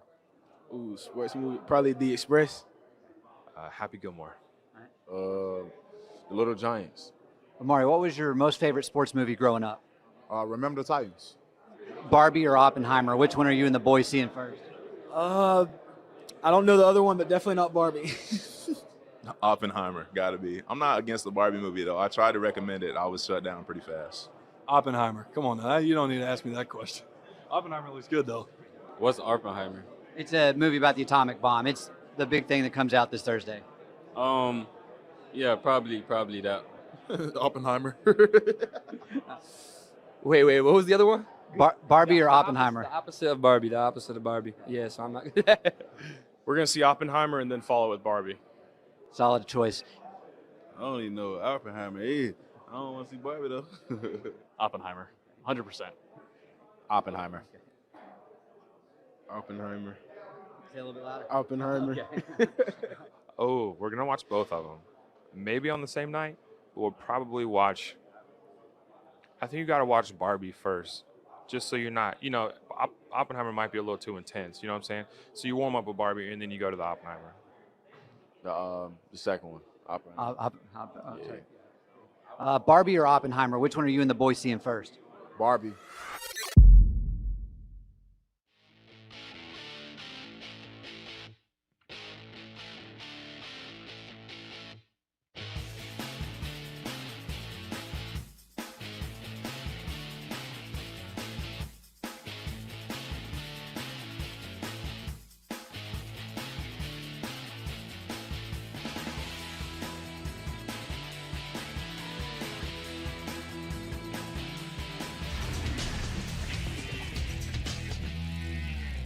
Sixth and Peabody, our location with Yeehaw Beer and Old Smoky Moonshine. Coming up in about 20 minutes, Andy Staples of On 3 will join us. He's proposing a brand new conference that includes Notre Dame. Details on that. And Chad will add to the idea. Can't wait for that. That's in 20 minutes. Hot Mic with Hutton and Withrow rolls on. If you're listening to our great radio partner, we say thank you. Streaming live on many platforms, including YouTube. Just search out OutKick and hit that subscribe button. Chad, Keyshawn Johnson and Michael Irvin being considered for Undisputed with Skip Bayless. That we know about Richard Sherman, who's going to join for roughly 50 to 100 episodes, mostly during football season. Rachel Nichols has been mentioned there. We know Lil Wayne is going to appear on Fridays for a weekly basis with his buddy Skip. Both Keyshawn and Michael Irvin make sense. We've seen Irvin, of course, on First Take. We have seen Keyshawn do the same. And the revolving door has also been a theme of First Take when they have special guest hosts or the one-day-a-week analyst. I think that could work in this case, too. And, just reading details of Irvin, the saga continues with NFL Network and his role there based on the allegations and the lawsuit that took place at the hotel back in February where he was sent home from the Super Bowl.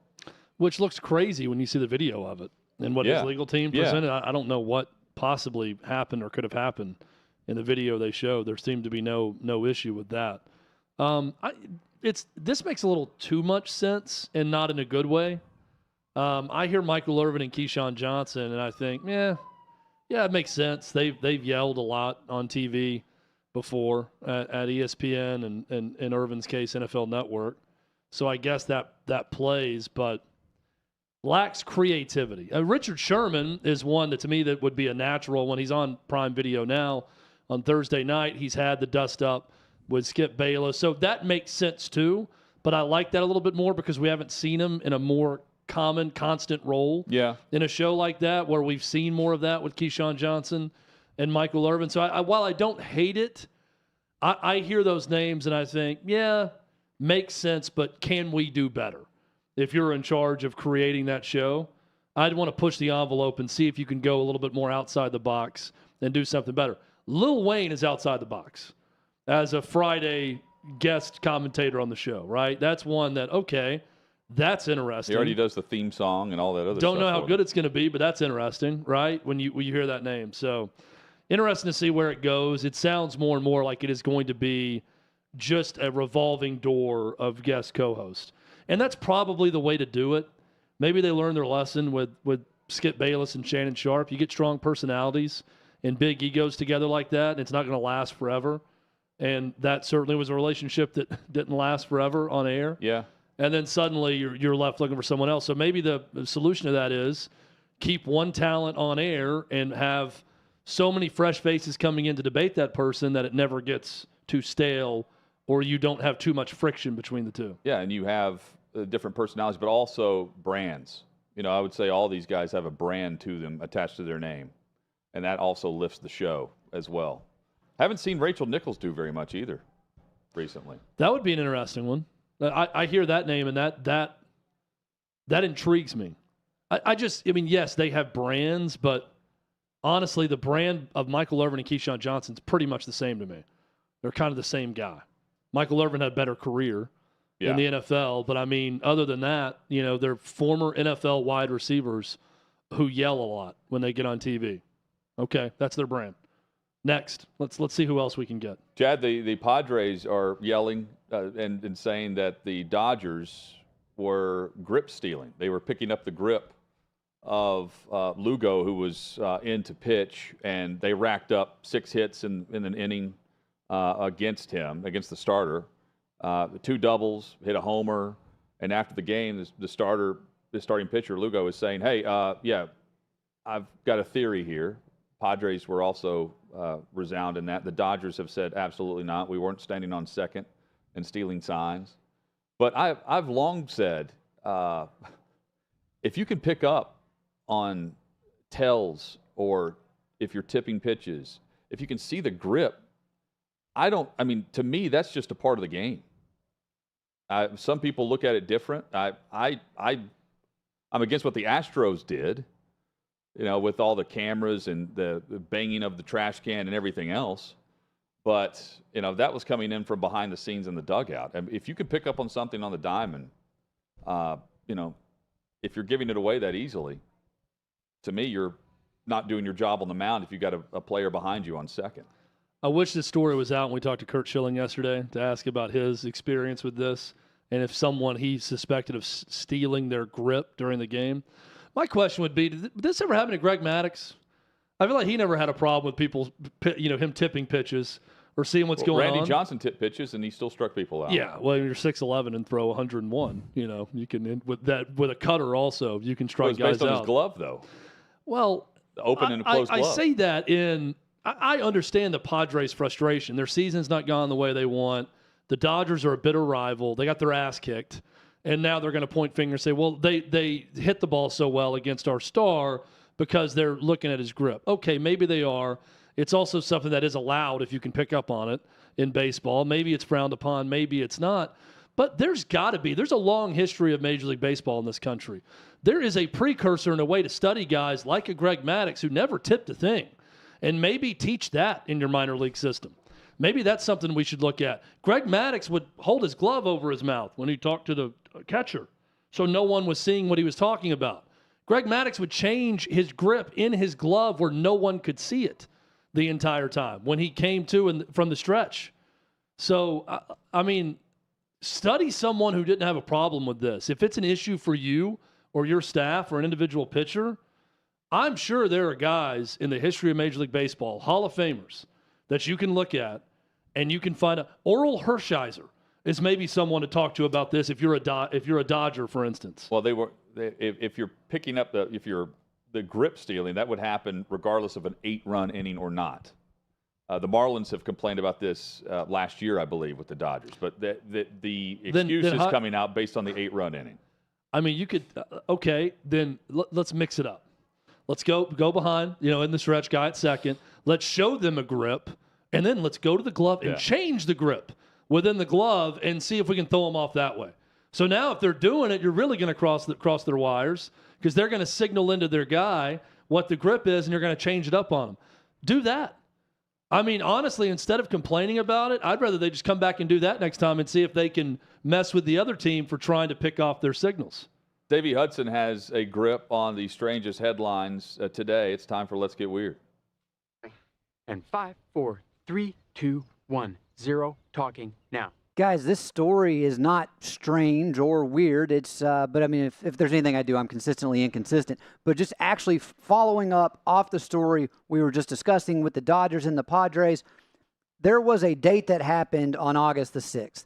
And we'll use guy and girl as our two people for this conversation. Girl was not happy with the guy because he was apparently betting on the game. And I wanted to play a video in just a second. And this is her complaining about her date. Now, if I had a nickel on this one, we'd be doing really well off.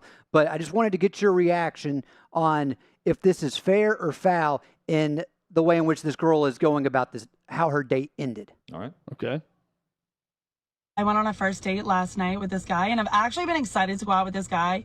I think he's so good looking, and there was like good conversation. He's actually really smart, and he's going to like school and stuff. I don't know. He seemed hardworking from like what I could tell, and I don't know. He was giving me a couple green lights. I was like, I'm into it. I'm kind of into you. Like, let's see how it is in person. So we go out for dinner and drinks, and he was doing all the right things, opening every single door for me, like picks me up, telling me the time, telling me the place that we're going out to eat. I'm like, okay, I like this guy. Like, I like this. And then we get out to dinner, and he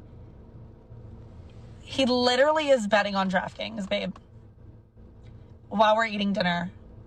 Like, is like sitting there looking at his bets that he made from the freaking game. No. Why we're doing that? I don't know. Maybe I could justify it if like you just like quickly look like, did I win? Did I lose? Whatever. No, he's like sitting there watching it the whole time. Then like texting his friend about like how he's like, he won this one and how his friend like bet this. And am I like invisible? Am I not here right now? Like, are we just like at a sporting event? Because I'm confused.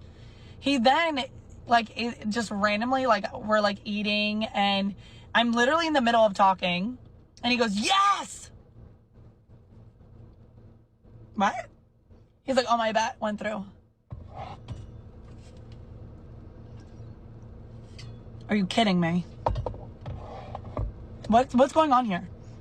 What's happening? What do you guys think? Fair or foul? I think she is fair on a first date to complain about that. Now, Hutton, you may disagree. If she's really into this guy the way she just talked about being into him, she could have also tried to participate. Oh, who'd you bet on tonight? What are we watching? What's the score? How are you doing? And then involved herself in the betting and maybe made it more fun for both of them. But I think probably on the very first date, he should put his phone away. He had his phone out because he's not interested in her. I don't blame him based on the vocal fry and the fact she never shuts up.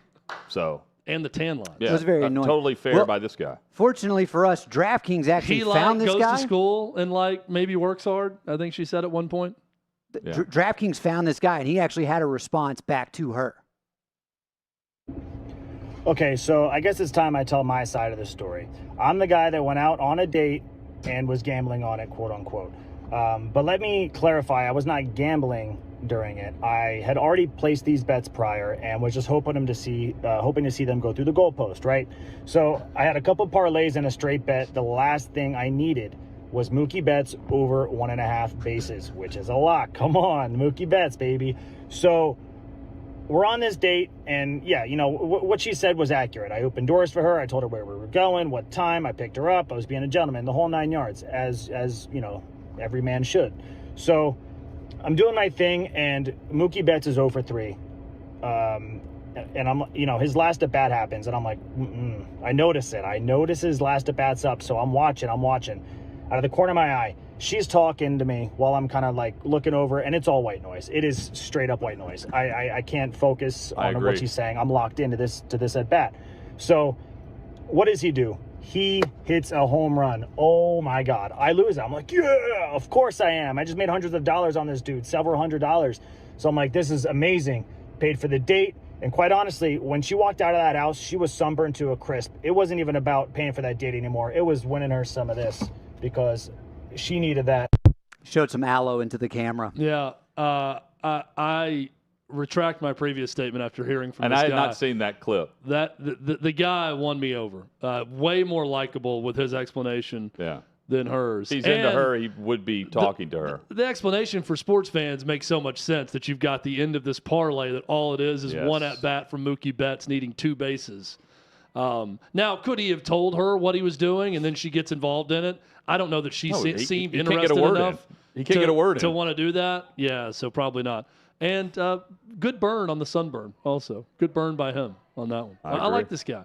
Yeah, I just thought it was interesting because I saw this story and then That was well done, Davey. I'm glad you brought that to our attention. Well, I mean, we were reading about the Dodgers-Padres series, and I was thinking, well, I mean, maybe it wasn't the exact game they're accusing the Dodgers of grip stealing, but I mean, if this happened the night before that game, and Mookie hit a grand slam in the other one as well, so good for this guy. He was able to pay for the date.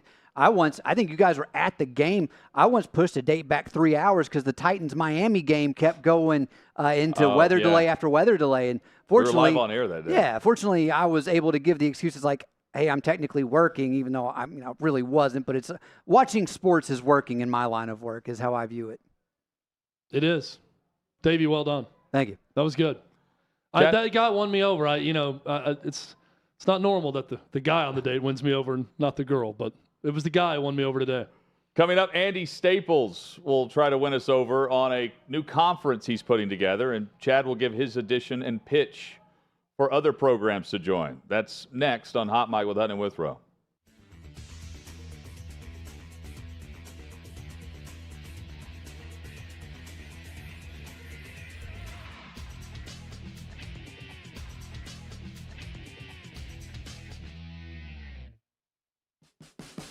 What you're experiencing is the bold taste of a Southern legend. Old Smoky Moonshine and Whiskey, authentic Tennessee mountain-style spirits. We believe in crafting flavors that were born from tradition but defy expectation, and pioneering a new experience with every sip. Because if it doesn't do this, it ain't this. Old Smoky Moonshine and Whiskey. Come on.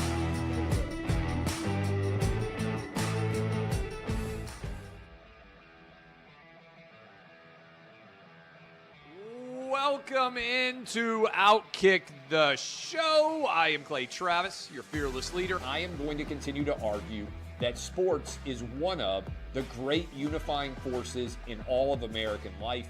ESPN is a sinking ship. Democrats are now the party of the white, woke college graduate.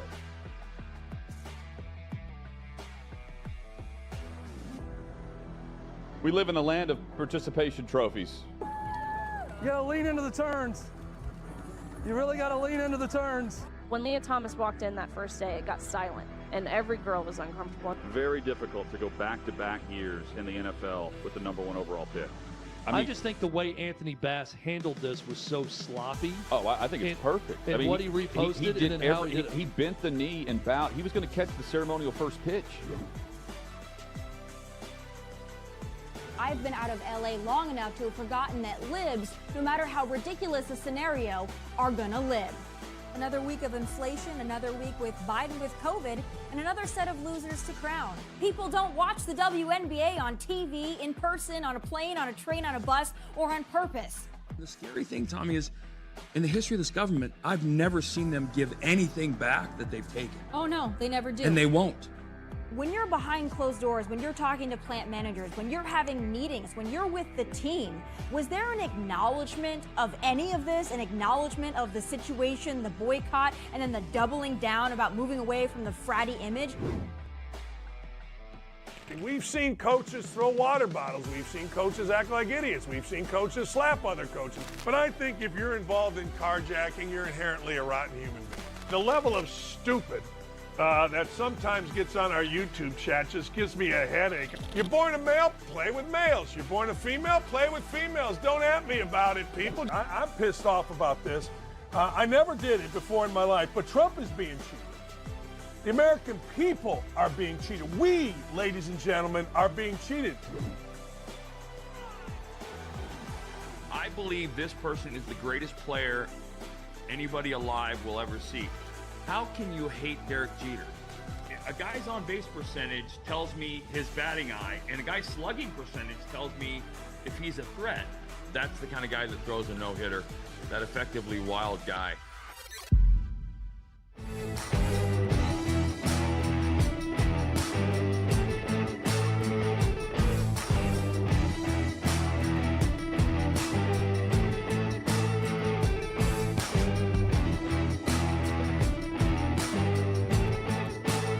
Old Smoky Moonshine and Whiskey, a bold taste of a Southern legend.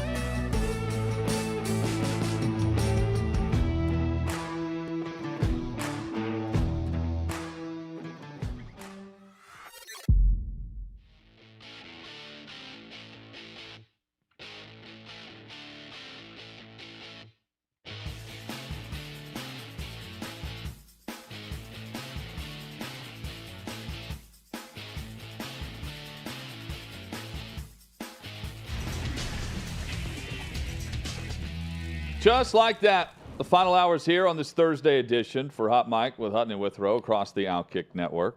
Chad, first 2 hours flown by. Flew by. This last hour, though, may crawl by because Bryson, who's an intern with OutKick, it's his final day. Yeah. And Haley Carania, also with OutKick, was kind enough to bring crumble cookies into the studio. I saw for those everyone over there on the last day. I've already had one whole cookie, which we did the calorie count on, was over 800 calories for this one big cookie, chocolate chip cookie I had. Okay. I have now, I've stayed away from it for, I don't know, guys, a solid 2.5, 3 hours. 2 hours into the show, and then probably an hour in between when I had the first cookie. And I just went and had one bite of a peanut butter cookie, and it was delicious. And now I'm probably going to go have a bite of every cookie that's left. I'm not taking the bite. I'm using a fork to get it out. So if anybody wants the rest of the cookies, they can have it. But Hutton, I will consume more calories and cookies before the end of this hour. Or I will torture myself staying away from it every single commercial break. So that's my cross to bear this last hour of the show. You did well for the first half of the show, not going over there. Well, Andy Staples understands good food, right? I mean, this is a guy who's made a living talking about college football, a sport we all love, but also talking a lot and writing a lot about food, which we all love. So if anyone could understand my great crumble cookie dilemma of August 2023 in studio, it's probably Andy, because I'm not going to be able to stay away. There's a lemon cookie over there with like a lemon yellow cake on the top of it that I'm going to have to try at some point. I'm not going to stay away. Everyone's warned now. I'm not staying away. Calorie intake is high in the studio, Andy. I like this sweet and sour desserts. I'm a big lemon bar guy, so this cookie intrigues me. Yeah, crumble cookies always deliver, and we've got a full assortment right now. I had the chocolate chip. I just tasted the peanut butter. I'm going lemon next. I knew you'd be proud. I am, and I just got out of the gym, so I think I wouldn't even feel guilty taking down that many cookies right there at once. It wouldn't bother me one bit at this moment. Andy Staples with us, On3 college football analyst and contributor, does a great job there, and a great start with everything you're doing with the podcast and more, Andy. It's been really cool. We were discussing your tweet about hey, hear me out. I've got this new conference. We know that Notre Dame is wanting Stanford and Cal in the ACC, and you've come up with an alternative based on the fact that the ACC doesn't want Stanford and Cal right now. Yeah, and I actually have a full column on it if you want to read all the way to the moral of the story. But yeah, I said, if Notre Dame is that worried, and Jack Swarbrick, the AD, said it's basically an indictment of college sports that Cal and Stanford don't have a big-time conference. So if Notre Dame feels that bad about it, they could solve their problem. Notre Dame, Cal, Stanford, Army, Navy, Air Force. There's your conference. For Notre Dame, it replaces that ACC scheduling component that they have where they schedule 5 ACC games. And then they keep playing USC and they play whoever else they want to play because everybody will schedule Notre Dame. Don't give me that crap about, my team's not going to schedule them. Yeah, they will, because your team likes a full stadium and your team likes good ratings, and Notre Dame brings both things. But if Notre Dame wanted to do that, and that would be not Notre Dame getting forced into a conference, it would be Notre Dame joining a conference creating a conference and then running it on its own terms and keeping most of the money too. But we all know that's not going to happen. So Andy, when I saw the tweet and sent it to these guys, and I immediately thought this is perfect. I love the idea. I love the idea of NBC being the partner also on it. And I kind of expanded on it, and I need to read your column now to go more in depth. And I've tried this idea out on multiple people that are in sports, and it's about a 50-50 response. 50% say that I love it. 50% you're the stupidest person who ever lived. Absolutely. Yep. That you're dumb. This would never happen, never could happen. And other people are like, man, that makes a lot of sense. Take your 6 that you have in this conference. Mm-hmm. Let's get Harvard and Yale to use their resources to move up and work the NIL circuits, work their endowment, work their alumni, everything. Wall Street, baby. You've got a coast-to-coast conference that's got national television intrigue. Both could rise quickly with all the money and those schools that they have. Hell, do the whole Ivy League. And you've got, I like my idea because the last part of it is you can call it the Elite Eight. I'm sure the trademark is owned by the NCAA, But what a name for a conference. That would be the Elite Eight with Harvard and Yale joining those six. I love it. That is good. amazing. You're in the 50% that likes it. Good. Well, it's interesting. So somebody in football reached out to me, and when I sent that tweet out and said, that would be a great idea, I love it, this is one of the 50% that likes it, this person played at an Ivy League school. And I said, okay, as a former Ivy League football player, tell me this. Do you think that if they gave scholarships, because remember they used to have an antitrust exemption that kept them from, or allowed them to not give athletic scholarships. If they were to give football scholarships, do you think they could quickly become competitive in Division I? Because I think they could. I think players are smarter now, and that the guys who are getting offered by Georgia, Alabama, Ohio State, like they're still going there. Everybody else is jumping on a Harvard offer or a Yale offer or a Princeton offer. And so I'm kind of with you on that. But this person wrote back and said, hey, they would kill it in NIL, but at a lot of those schools, football is third or fourth on the depth chart in terms of priorities. So they'd have to decide they wanted to prioritize it more. But if they did, I bet they could. Andy Staples on 3 Sports, our guest. I like that you like it. Greg Sankey doesn't love all the expansion, at least he says, and he's talking about the SEC. Texas, Oklahoma. Well, that's true. That's true. Well, further expansion, we should say. Do you believe him? I mean, do you believe him that he feels like the SEC has no need to add anyone else, regardless of what other conferences do? Or is there something the Big Ten or ACC or Big 12 could do that would then prompt him to make a move? Well, while we were talking about Notre Dame, since we already brought them up, if Notre Dame called the SEC and said we'd like to join the SEC, Notre Dame would be in the SEC tomorrow. Like, they would take them in a heartbeat. So it's not true that there's nothing that would make them expand. But I will say this, given the 18-team configuration in the Big Ten now, is that a better football product than the 16-team SEC? I don't think so. And unless the Big Ten can threaten you as a football product, I don't think you need to do anything in the SEC. I think you're good where you're at. Is Florida State going to actually back up what they've been talking and tell the ACC by the deadline of Tuesday that in 2024 they're out? I would be very surprised if it was by this Tuesday. I would not be very surprised if it was by a year from this Tuesday. And if you listen to their trustees meeting last week when they all talked about it, I think they made that clear that it's probably a little premature to think they can do it now. But one of them actually said, we need to make a plan so that a year from now we're ready to do this. Andy Staples with us. Do they have a partner as a part of that plan right now? Is it a 2-team deal or are they solo? Well, we know that Clemson also wants out. We know North Carolina and Miami want out of the deal. And Miami is fine getting out of the conference. North Carolina feels a little, it's hard to figure out where they're at. They would definitely like out of the deal because they would be coveted by the Big Ten and the SEC. But I don't know, that they're a founding member of the conference. That I don't know that they want to be responsible for breaking it up. But I know that the other schools do not like the way Florida State has gone about talking about this. And so while they may be together theoretically or together in spirit, right now I don't think they're working together on a plan because they're taking different tacks. So, but yeah, if it needs a pair and Florida State's one of the pair, they'll find some willing partners. Is Florida State special the way they're acting like and talking about this compared to other ACC programs? And if not, is there one program in the ACC, Andy, that you would say their brand, their population of their state, their history, whatever it may be, makes them a little bit more special than the rest of the conference? There's 2. It's Florida State and Clemson. It's easy. All you have to do is imagine the helmet schedule, the thing your mom and dad put on the fridge every year with all the games in the conference.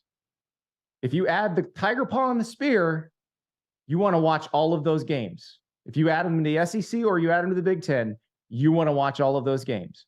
If you add that interlocking NC, maybe you do, maybe you don't. If you add the U, you probably want to watch most of those games. Anybody else? You can take it or leave it. Who is the intriguing team across college football this upcoming season that you think can make a move towards being the quote-unquote it team as we're sitting here a year from now? Well, Penn State's really interesting to me because this is the most elite talent they've had in a long time, to go along with some pretty good recruiting classes where they've bulked up depth-wise. And so they have Olufashnu, who would have maybe been the top offensive lineman off the board in this year's draft had he not decided to stay. They have Abdul Carter, who compares pretty favorably to Micah Parsons as a pass rusher. And that's the sort of guys that they haven't really had a lot of. Saquon Barkley, but that was about it. They've got a bunch of those guys now.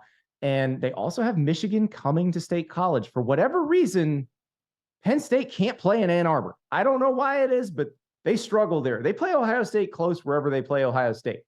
But they struggle in Ann Arbor, so they get Michigan in State College this year. They do have to go to Columbus, but again, they play Ohio State close wherever they play them.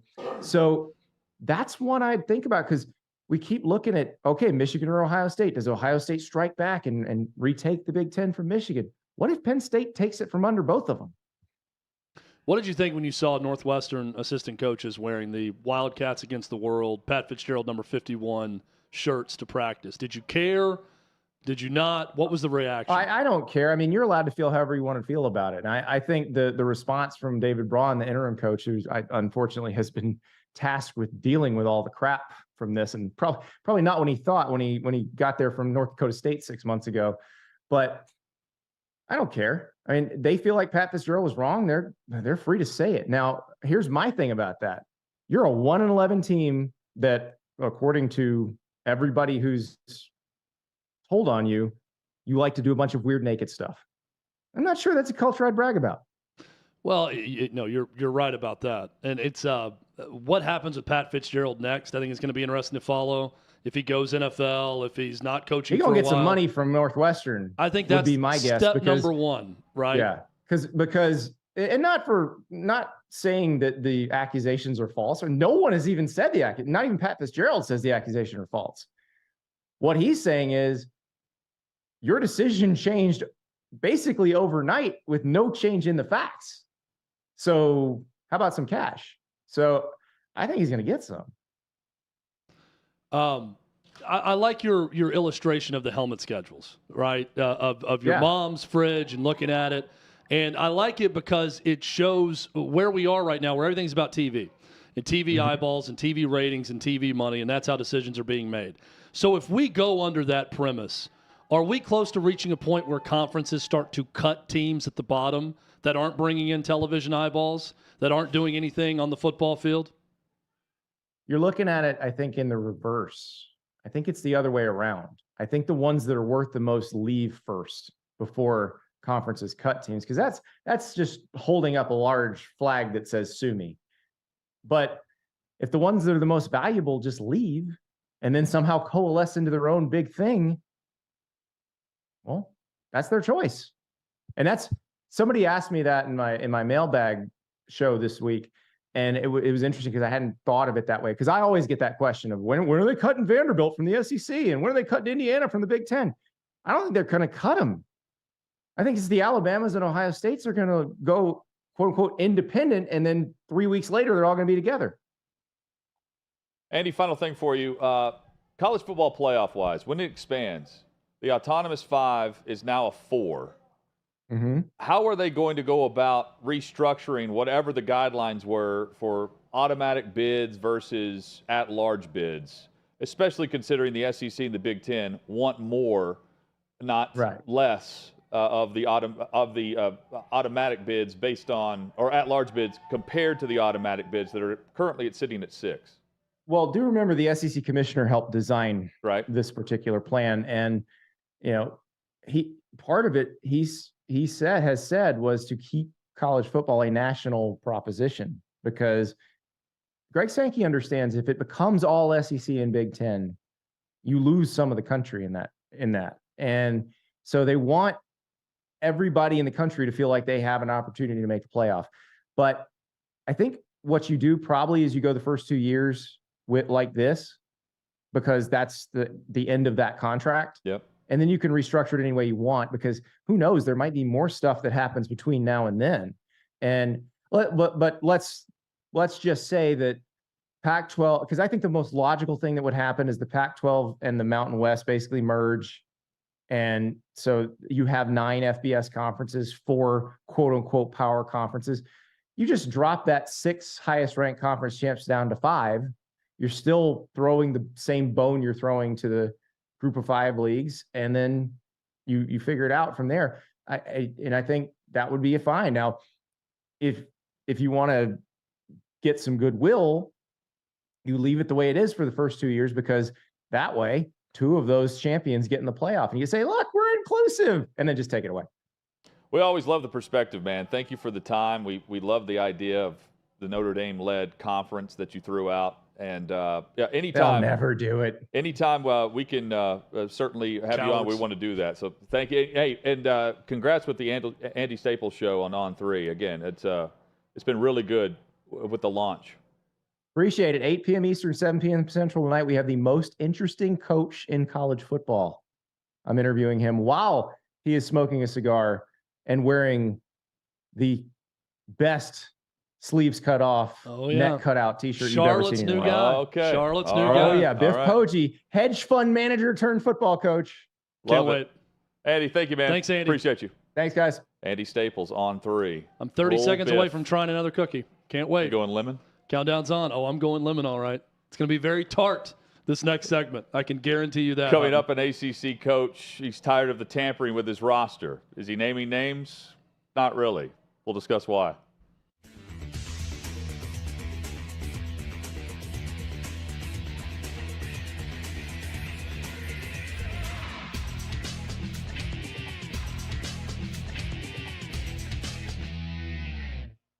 Two biggest social media giants, Elon Musk and Mark Zuckerberg, are set to battle it out, and I'm here on Broadway asking people who they put their money on. Mark Zuckerberg or Elon Musk, they're gonna fight each other. Who do you think's gonna win? I think Mark's got him. Really? Yeah. Why do you think that? Because he's a man. Okay, and Elon Musk isn't. Oh, well, of course, he's got money. Okay. He's got money. Money, well, you know, money's money. Elon Musk or Mark Zuckerberg in a fight? I don't know. I'm going to go with Musk. Why? It just seems like he's a little bit younger, a little bit smarter. You just got a good feeling about him? I got a good feeling. Elon Musk or Mark Zuckerberg? Musk. Why? He trains. That guy's going to beat his But Mark Zuckerberg is actually training jiu-jitsu for 9 months. Not happening. Not Elon Musk all day. Elon Musk. Why do you think? He has no soul. I mean, I think he's definitely just going to no holds barred. Elon Musk. Why do you think that? I don't know. I feel like he's stronger and smarter. Oh, Elon Musk. All the way? Why? All the way. He's an animal. Think about it. Mark Zuckerberg's been training for 9 months jiu-jitsu. You think Elon Musk can take him? Yeah, I think he can take him. Elon, that oh God, stop playing with Elon. Elon really do this out here, for real. I hope Elon Really? Why do you think so? got better ideas. Zuckerberg's like 5'7", 155. Musk is 6'1", 190. But Zuckerberg's been training jiu-jitsu for 9 months. Elon Musk or Mark Zuckerberg, who's going to win in a fight? Oh, Elon Musk. No doubt. Why do you think so? He's the GOAT. I've been seeing all the Twitter handles and all the talk, and I'm on Elon Musk's side. I'm ready for them to get in the WWE ring and then come off the top rope. That's what I want to see. I want to see a people's elbow to Mark Zuckerberg. If one was more likely to be a lizard or a robot, who would it be? Elon. Elon. Okay. I think Mark Zuckerberg will win. Why do you think that? Because I think he already trains MMA, so he's got like the prior experience and stuff. I mean, they're both billionaires, so they have the opportunity to get the best training. But I think Mark Zuckerberg will pull away with the win. Elon Musk. Why do you think so? Because he's bigger. Bigger, okay, but Mark Zuckerberg's been training jiu-jitsu for 9 months. Do you think that matters? No. Zuckerberg, he's part alien or robot, so he may have some secret powers that we don't know about. I was gonna say, like, is that an advantage? Does he have an advantage over Elon Musk then? Yeah, I mean, if he, sheds his skin and becomes an alien and eats everyone, yeah, I think so. Elon Musk is mental, so Elon Musk. All it is just he's mental. He's mentally crazy. So. He just wouldn't care, would he? Okay. He'd just absolutely go for it.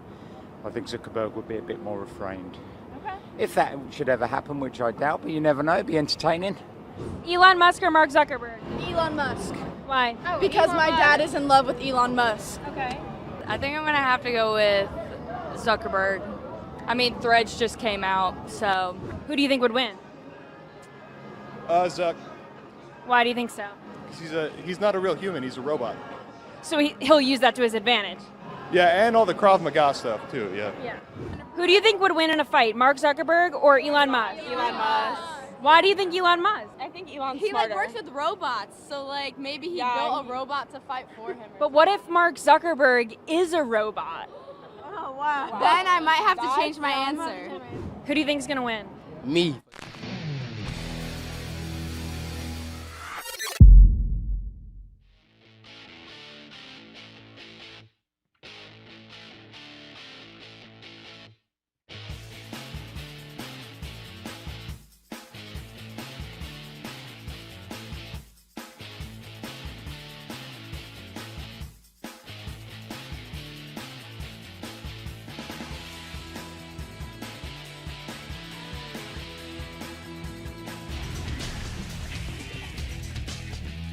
Sixth and Peabody, our location with Yeehaw Beer and Old Smoky Moonshine. Hot Mic with Hutton and Withrow rolls on across the OutKick network. What's in the chat today, Chad?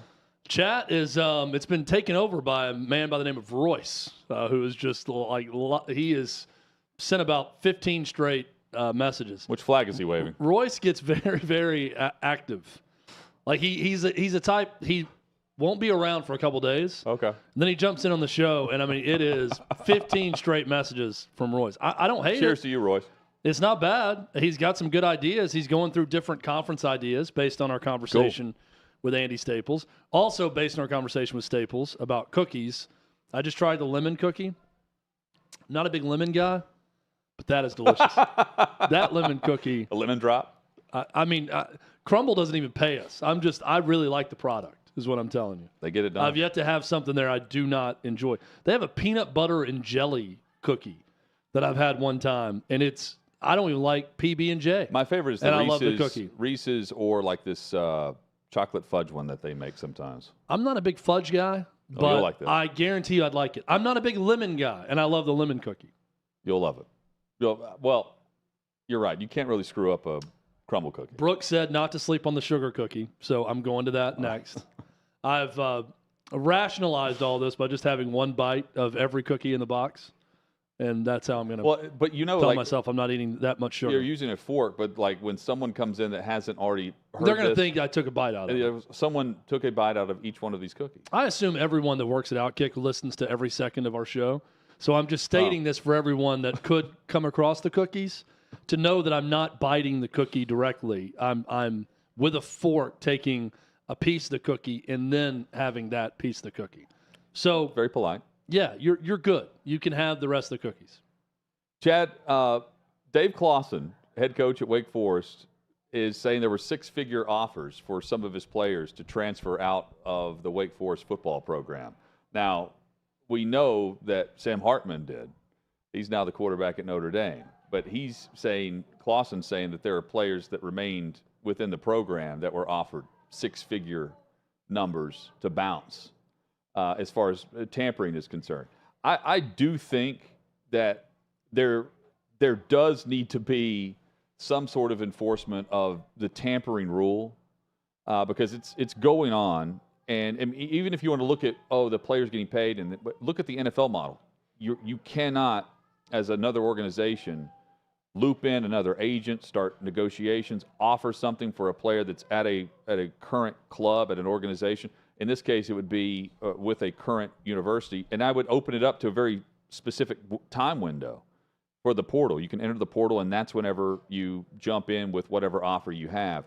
This is going on. And, Chad, he's not naming names on where the offers are from. I don't think it would be difficult to figure out the top collectives across college sports right now and loop them in and think that would include some of the answers. But everyone's tampering in some way. And that's why, as a coach in the Power Five, you're not naming names because you're also going to the well in the same way. You may not be offering the same type of money, but you're offering something in relation to whatever the player currently is doing, whether that's position, depth chart, whatever. Playing time can certainly be lucrative for some, for a chance to bounce from wherever they are to replace the guys you may or may not lose on your roster. See, I think coaches that are talking about this, it's aspirational. I think they're putting it out there because deep down they want their donors to up the ante to this level where they can do the same. And if they're going to lose a player for six figures, they want to be able to match that so they can stay at Wake Forest or wherever. Pittsburgh. What other programs have we seen coaches talk about this and complain about it? So I think it's less of, I'm not going to name names because I'm doing the exact same. Dave Clawson's not doing the exact same. They're not offering people six figures at Wake Forest football, is my guess. They're going to lower levels and maybe giving them a tiny bit of money to come to Wake Forest, but nothing big. So if you're him, this is like Mark Stoops complaining about his NIL and their collective at Kentucky. I think it's more, I'm going to get crushed in recruiting. It's not fair. I'm not going to be able to keep anyone because I can't offer the same. He said this about Sam Hartman when he left. He said, the kid probably made the right decision. We love him. We wish him well. But based on what he's going to make at Notre Dame and the opportunity he has, I can't, with a straight face, tell him not to take it and not go. So I think he was very honest about that. Here's the second part of this. If you are not going to say who did it, then don't say it. I want this to be a blanket rule. Name names, the way Trent Dilfer has talked about, he will name names, or shut up. If you're going to just throw out there, multiple schools offered six figures, tell me the schools. Because it means nothing. Enough people have said it now. Unless you're going to say who did it and have the courage to do that, then stop talking about it. Because it comes across as whining. If you have a problem with it, you shouldn't have an issue saying who did it. And then they can answer for themselves. And I'm sure that they're going to have ways to backtrack and say, oh, that was a third party and that was this and that. Whatever. I'd like to know who's doing it. If it's such common knowledge, then people probably aren't going to be surprised. So go ahead and say who's doing it. Well, also, just from the monetary stance, though, if he does indeed have 8 different players, up to 8 players that were offered between $150 and $500,000, which is what he said, then why did those players stay? It's got to be because of whatever offer was available to them. Well, I think what Dave Clawson is saying, they would rather get an education from Wake Forest than take all that money. They didn't take any money here. Again, I don't think money is the only thing for everyone. I'm sure there are plenty of college football players who have turned down more money to stay somewhere for less money. Are they making no money at Wake Forest? Probably not in NIL. But that's where this kind of annoys me, because then you're basically saying, man, look, these guys love the Demon Deacons so much that they stayed here and they turned down 6 figures to make nothing to come back to Wake Forest for another year. If you're going to complain about it, we got to get past the point of just throwing it out there. Mac Brown did this with North Carolina. Drake May got offered millions from one SEC Narduzzi program. said $5 million. And who did everybody immediately jump to? He said 2 programs. What are 2 programs replacing great quarterbacks? Well, it wasn't A&M. It was Georgia, Alabama was who I thought. Well, it was prior to last year, though, is when all this went down. Well, it was after this last season when he had the breakout season. So it was right after the season ended. Yeah, and so you've got Bama. A&M is also one that we mentioned. My point is, I don't know that Bama or Georgia did it. I have no clue. But if you're going to say that publicly, then say who did it. I don't think that's too much to ask. Instead of just constantly throwing these rocks at windows, go ahead and take a brick and smash through it and tell us who's doing this. If you're so confident about it and you know they've been offered this, then say the programs that are tampering with your players and that have offered this much money. If not, then stop talking about it, because to me it shows a lack of courage. Chad, does the U.S. women's national team deserve better? That's a question asked by Awful Announcing in a column. Does Fox love or hate the U.S. women's national team? You could say that about the common sports fan, not just one network. I know where we stand on this. We don't want the United States to lose. They did. They're out of they bowed out, and that's on them. They don't deserve better in terms of what happened in this World Cup as it continues, and the United States isn't a part of it. But there are plenty of people that completely disagree with many of the players' political stances, and that carries over beyond just the pitch. I really had a problem with the premise of this whole argument. And this was written at Awful Announcing by Devin Rabb. And I've not read Devin's work on anything else. Here's my issue with it. Fox News is part of the mainstream media, okay? Mainstream media, the majority of it really does think one way. And we know that. We see it. A lot of people who get into journalism have a certain leaning when it comes to politics. And it's typically not right, okay? Whether you like that, hate it, whatever. But Fox News is very popular. But because Devin feels like Fox News doesn't say exactly what I watch the Today Show in the morning at times, right? The Today Show, it was a ticker tape parade every day for the U.S. women's national team. I mean, they could have gone, on a visit to a cafe in New Zealand, and it was just it was a first 7 a.m. alert about look at this beautiful U.S. women's national team and all the good they've done, and that's one extreme of it, right? Like how that is covered. But here's a writer saying because Fox News covers their protest and what they're doing as something other than heroic and other than whatever hyperbole you want to throw out about the greatness of the efforts of the U.S. women's national team and everything else, because their opinion differs from that of me in the media and pretty much everyone else that we see a lot, then the U.S. women's national team and everyone in soccer should question a relationship with Fox Sports because of what Fox News says about the U.S. women's national team. I just think this is intellectually dishonest, quite frankly. Because what Fox Sports does and says, you can only rate the Fox Sports coverage on the Fox Sports coverage of this U.S. women's national team. Now, if you want to say that you think Carly Lloyd and Alexi Lawless are blinded by conservative right-wing politics, and that's the only reason they would dare to criticize a team who was predicted to win the whole damn thing that got put out in the round of 16 and tied a Portugal team they should have beaten badly, that's the only reason they criticized them is because of their politics, then write that. If that's your argument, write that. Because that's the Fox Sports production of all of this. Well, I don't think that it's the job of a TV crew or a network covering a global event to be the best cheerleader of the U.S. team. I think it's their job to talk about the soccer taking place on the pitch and what they're seeing. Well, there's definitely a difference. And from what I saw, they did a good job of that. Definitely different in the coverage between Fox Sports and Fox News. Of course. And you've got Trump that's tweeting woke equals failure. Nice shot, Megan. That is certainly shown. This is also a team and a player that has had massive success with the current political views that she had prior to this World Cup. So, it doesn't equal failure because they've won the previous World Cups that she's been a part of. And they've been a massive success, extremely successful at what they do. And I want the best soccer players in the world that live here in the U.S. representing the United States to go out and kick everyone's ass.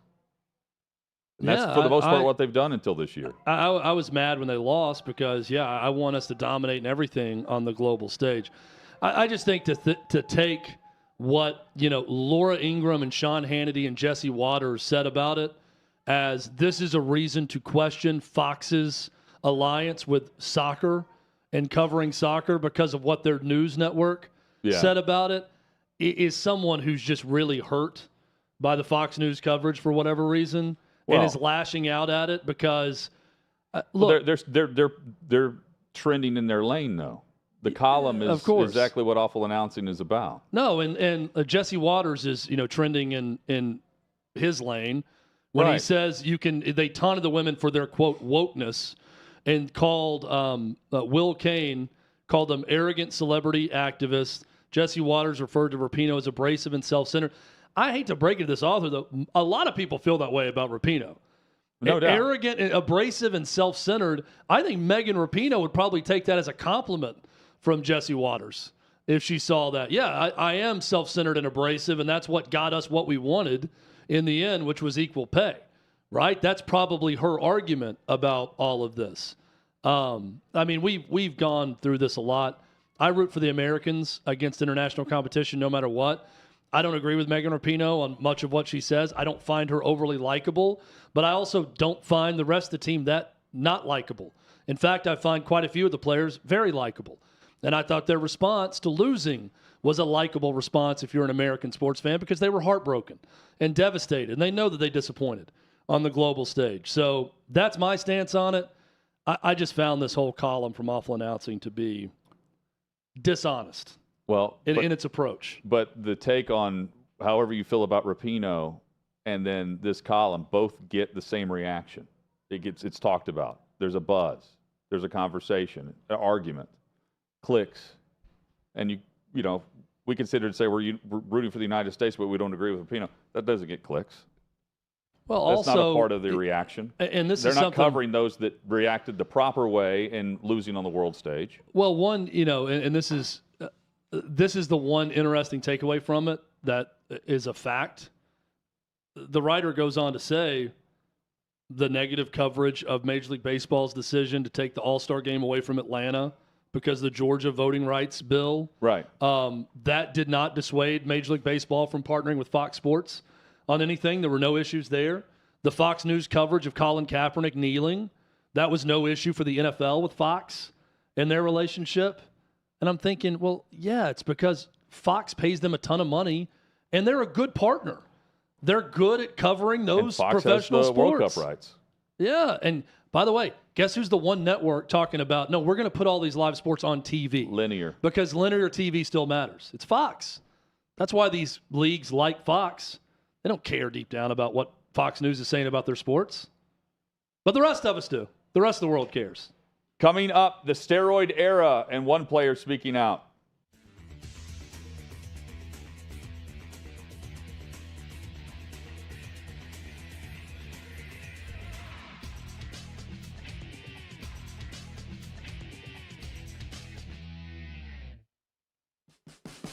What you're experiencing is the bold taste of a Southern legend. Old Smoky Moonshine and Whiskey, authentic Tennessee mountain-style spirits. We believe in crafting flavors that were born from tradition but defy expectation, and pioneering a new experience with every sip.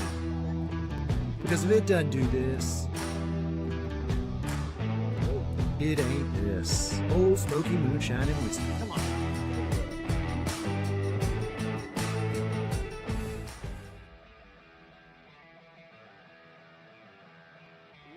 Welcome into OutKick, the show. I am Clay Travis, your fearless leader. I am going to continue to argue that sports is one of the great unifying forces in all of American life.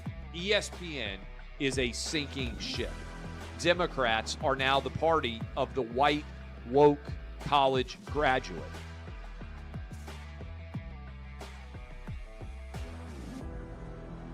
We live in a land of participation trophies. You gotta lean into the turns. You really gotta lean into the turns. When Leah Thomas walked in that first day, it got silent, and every girl was uncomfortable. Very difficult to go back-to-back years in the NFL with the #1 overall pick. I just think the way Anthony Bass handled this was so sloppy. Oh, I think it's perfect. And what he reposted he and then how he did it. He bent the knee and bowed. He was going to catch the ceremonial first pitch. I've been out of LA long enough to have forgotten that libs, no matter how ridiculous the scenario, are gonna live. Another week of inflation, another week with Biden with COVID, and another set of losers to crown. People don't watch the WNBA on TV, in person, on a plane, on a train, on a bus, or on purpose. The scary thing, Tommy, is in the history of this government, I've never seen them give anything back that they've taken. Oh no, they never do. And they won't. When you're behind closed doors, when you're talking to plant managers, when you're having meetings, when you're with the team, was there an acknowledgement of any of this, an acknowledgement of the situation, the boycott, and then the doubling down about moving away from the fratty image? We've seen coaches throw water bottles. We've seen coaches act like idiots. We've seen coaches slap other coaches. But I think if you're involved in carjacking, you're inherently a rotten human being. The level of stupid that sometimes gets on our YouTube chat just gives me a headache. You're born a male, play with males. You're born a female, play with females. Don't at me about it, people. I'm pissed off about this. I never did it before in my life, but Trump is being cheated.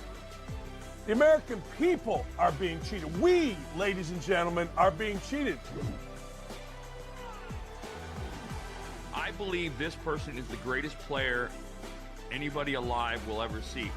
How can you hate Derek Jeter?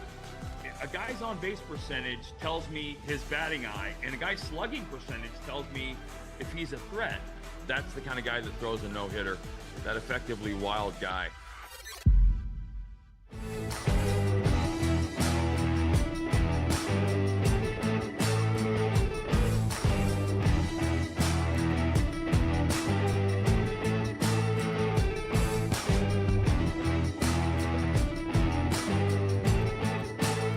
Old Smoky Moonshine and Whiskey, a bold taste of a Southern legend.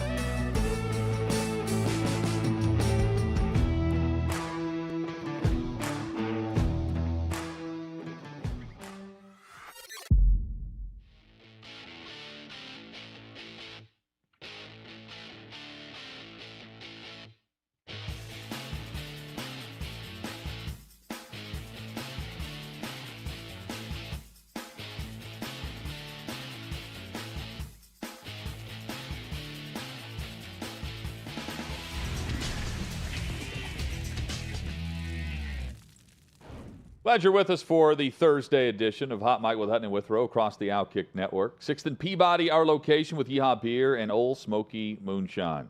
Join Chad in the chat on YouTube. Thanks for supporting this great radio partner there as well. Chad, Mark McGwire is speaking out on the disdain for players that played and used steroids during the steroid era. And I've long maintained, growing up when I did, I remember and have fond memories of the long ball and the pitchers of that era and those that were very dominant during that era. Had a McGwire poster, had a Sosa and Griffey poster as well. And Mark McGwire recently went on this tirade, joining Foul Territory, and goes into his thoughts on the steroid era players being unfairly punished.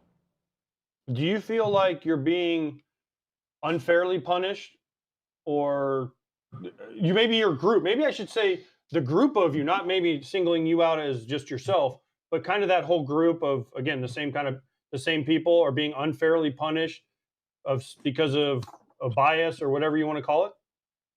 Well, it seems like it. That's what it is. You know, I think I heard Barry say it the other day. There was no rules and there was no regulation. Believe me, trust me. If there was any rules in place, and that stuff would have never happened. There was no testing. There was no nothing. So it's like, you know, and I agree with what Barry was saying. It's like there's like, listen, that was the culture. That's what was going on back in those days, and whatever. But I can personally tell you from me, knowing me, listen, I didn't need to do it, and I apologize for it. And but there was a lot of hard work that went behind all the that people want to give me to do what I did. And I mean, he didn't need to do it, but the players that did, including him, saved baseball at the time. You know, coming out of the strike and the apathy for the sport, and then you have the home run chase that rebuilt everything and defined an era. And it's an era that includes players that are not going to get in the Hall of Fame that, Chad, I honestly don't have a problem with getting in. Really don't, because of the fact that baseball used them until they couldn't. And the reporters that are refusing to vote at all, cast a ballot without voting on someone for 3 years on any individual. There's one writer who has done that.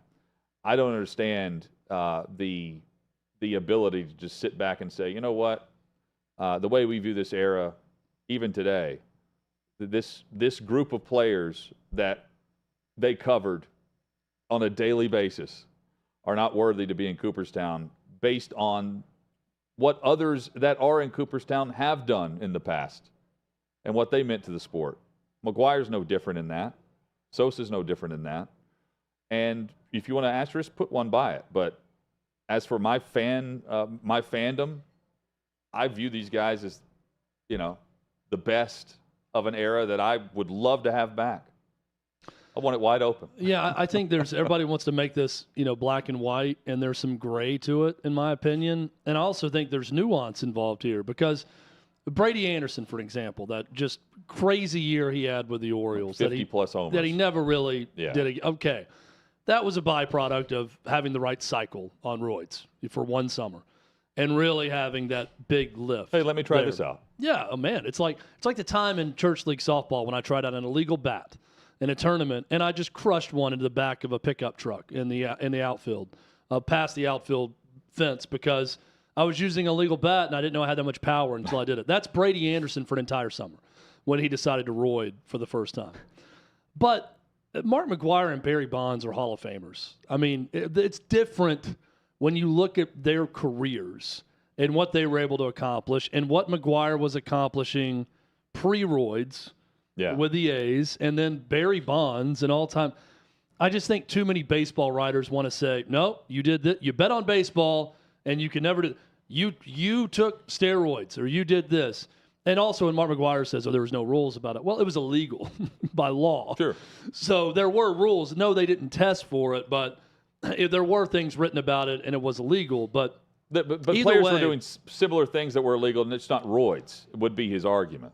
And they weren't, he's not tested for this, and he was doing something illegal that other players would have done something else against the law, and they weren't, being tested for that either. Well, again, I mean, I don't think the amphetamines that players took in the 30s, 40s, and 50s was completely legal without a prescription. But guys were popping greenies left and right during that era. So do we look back and say that's performance enhancing if you're on speed for an entire summer to play baseball games? Should we look at that? And then if it's everyone was doing it, I mean, I've seen estimates of probably 75 to 85% of Major League Baseball was using something during that era. Well, if that's the case, do you still go ahead and reward those that were the best of everyone using steroids or performance-enhancing drugs? But I view it through, and I know those that are voting on the Hall and punishing the players from the era don't view it through this lens. But how can you not look, if you're just a sports fan, about how we react to a PED positive test in the NFL, and it's 6 games? And then you look at Major League Baseball where it's like lifetime punishment, lifetime. You're not getting into the Hall, even though you meet the criteria and exceed it. Taking a step further, no punishment when they play. Well, they were doing it under the understanding there was going to be no punishment for this, whereas it's a 6-game punishment in the NFL. Well, there's a testing and guys would still do it yeah, and get popped for 6 games. And this was pre-testing. But then, when they're doing it, then they didn't know that. Oh, I'm going to be locked out of the Hall forever. Right. But what we still have the punishment now in Major League Baseball. What is it? The first pop is 50 games, I think, for suspension. It's just a holier than thou view from the baseball end of it. And look, more power to you if you're all about the numbers and the stats and this is about America's pastime. We're keeping it exactly the same. I mean, it's not. Major League Baseball owns the company that makes the baseballs now. Yeah. They went through a season where they used 2 different versions of one without telling anyone. So if you want, again, there are ways to enhance home runs now that are made in a factory instead of in a syringe. And nobody's more self-righteous than these pro baseball writers, That's baseball what bugs writers me. of America. Yeah. That's what bugs me about it. I don't think it's as rampant now. And I like where the game is currently. I do. But when I think about what was the favorite year, well, it was 99. I'm going to 98. The late 90s, sitting around watching the Sunday night baseball or the Wednesday night doubleheader, I go back to that moment in a heartbeat. Those home run derbies, the playoff chase, the home run record, and then the pitching. The quality of pitching also with the different personalities, Chad. That's the era that I think about. It's not because I thought guys were, putting a syringe in their backside in the clubhouse after the game. They're some of the best players to ever play. I mean, regardless of what you want to say about what they did. And I mean, look at their numbers. And I know, even take whatever inflation you want to put up for them artificially inflating themselves with roids. Fine. Take that away. They're still Hall of Famers. So that's my problem with it is that they need to be in the Hall of Fame. I'm with Mark McGwire. And players who didn't. And Barry Bonds on this. That are on the borderline, they'd also deserve in because they didn't do it. But, it's just bizarre how they pick and choose different criteria for what they want to make the Hall. Well, and I remember the Lance Armstrong documentaries and everything that came out about the cycling world and doping and how rampant it is there. And the main takeaway from everyone that would comment on camera in that was the drugs will always be ahead of the testing, no matter what. No matter what you think is happening, someone has the edge, and they're using something to gain an advantage. And some of the things they do in the cycling world, I feel like you can't even do. It's not humanly possible unless you're on something to do it. That's another big takeaway from those documentaries. Chad, something we haven't seen in baseball, at least from the Red Sox broadcaster who says he's never seen it in 40 years, a baseball stuck in a light on the Green Monster where they're going through if not for the wherewithal to point out where it would have been an inside the park homer because the outfielder had no idea where it went for a split second and then had to turn around and realize, it's in this light at the bottom of the balls and strikes light at the bottom of the Green Monster. Drilled it, and he got stuck in. This is another reason that I love baseball, or just things like this, where every park is so unique and so different, and there's park rules in the outfield. I was watching a Red Sox game the other night, Red Sox Blue Jays, randomly I'm watching the Red Sox left fielder and how expert that guy was at playing caroms off the monster.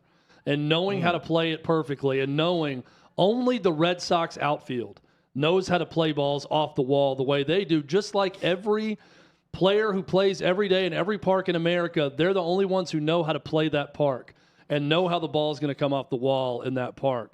I love those little idiosyncrasies about the sport. We saw another one with this one, with the monster, with the ball getting stuck in the light. Also enjoy a fan going to a ballpark and trying to collect on a bet that he made a couple of years prior. This happened with Manny Machado. And, the contract bet is what's at stake. Here's the fan that filmed it. Yo, Manny! Manny, do you remember me? You made a bet for your contract 4 years ago. Where's my $300 million? Manny, where's my $300 million? You bet your contract. It's time to pay up. What's up, Manny? You remember me? Where's my $300 million? Or should we count the extension also? Manny Machado looking back at it. That's right. We won 2020. Where's my money? Where's my money, Manny? Where's my money? Your money's in his bank account. So great. Multiple parts of this. I love that Manny Machado turned around to a guy heckling him and said, I will bet you my contract that we win a World Series before the Dodgers win a World Series. I love what it takes to do that. And then I love that this guy did it and then came back looking to collect from Manny Machado. I'm back. And he's 4 years later, I'm here. Manny! He's pointing to 2020, which is awesome. I came for my $300 million. I love it. He has a blank check he needs him to sign. Another reason to love massive baseball checks is the heckling angle where you can get that close. And, guys hear that. You saw Machado looking back. When there's one person yelling above everyone else at someone, they hear everything. They're sitting there listening to it, wondering if they should turn around and never do, especially the outfielders, because that's an every inning thing with the same guys in the outfield as fans. Some of them have a good time going back and forth. Some do. There are players that know how to do it and not get distracted and will say things randomly back to whoever's talking to them. You've got the player who totally ignores the heckler with a foul ball, or he's got a grounder that was out of play or something. Instead of tossing it to him, will fake it and then throw it to someone else. Or you just play the long con and you say nothing, you're silent, and if your team wins, at the end of the night, you just kind of wave back, if you're in right field at whoever, or say something on your way out of the park after you won the game. Chad, how do you feel after, 1,500 calories? Is it more than that now with the cookies and the sugar? Sluggish. Sluggish or hyped up? Sluggish. a little Little sugar crash coming right now. Probably a little hyped up earlier. Little sweat on the brow. That's how I feel. Sluggish. Feel like I'm gonna like wake up in the middle of the night and feel like you know the sweats. What happened type thing.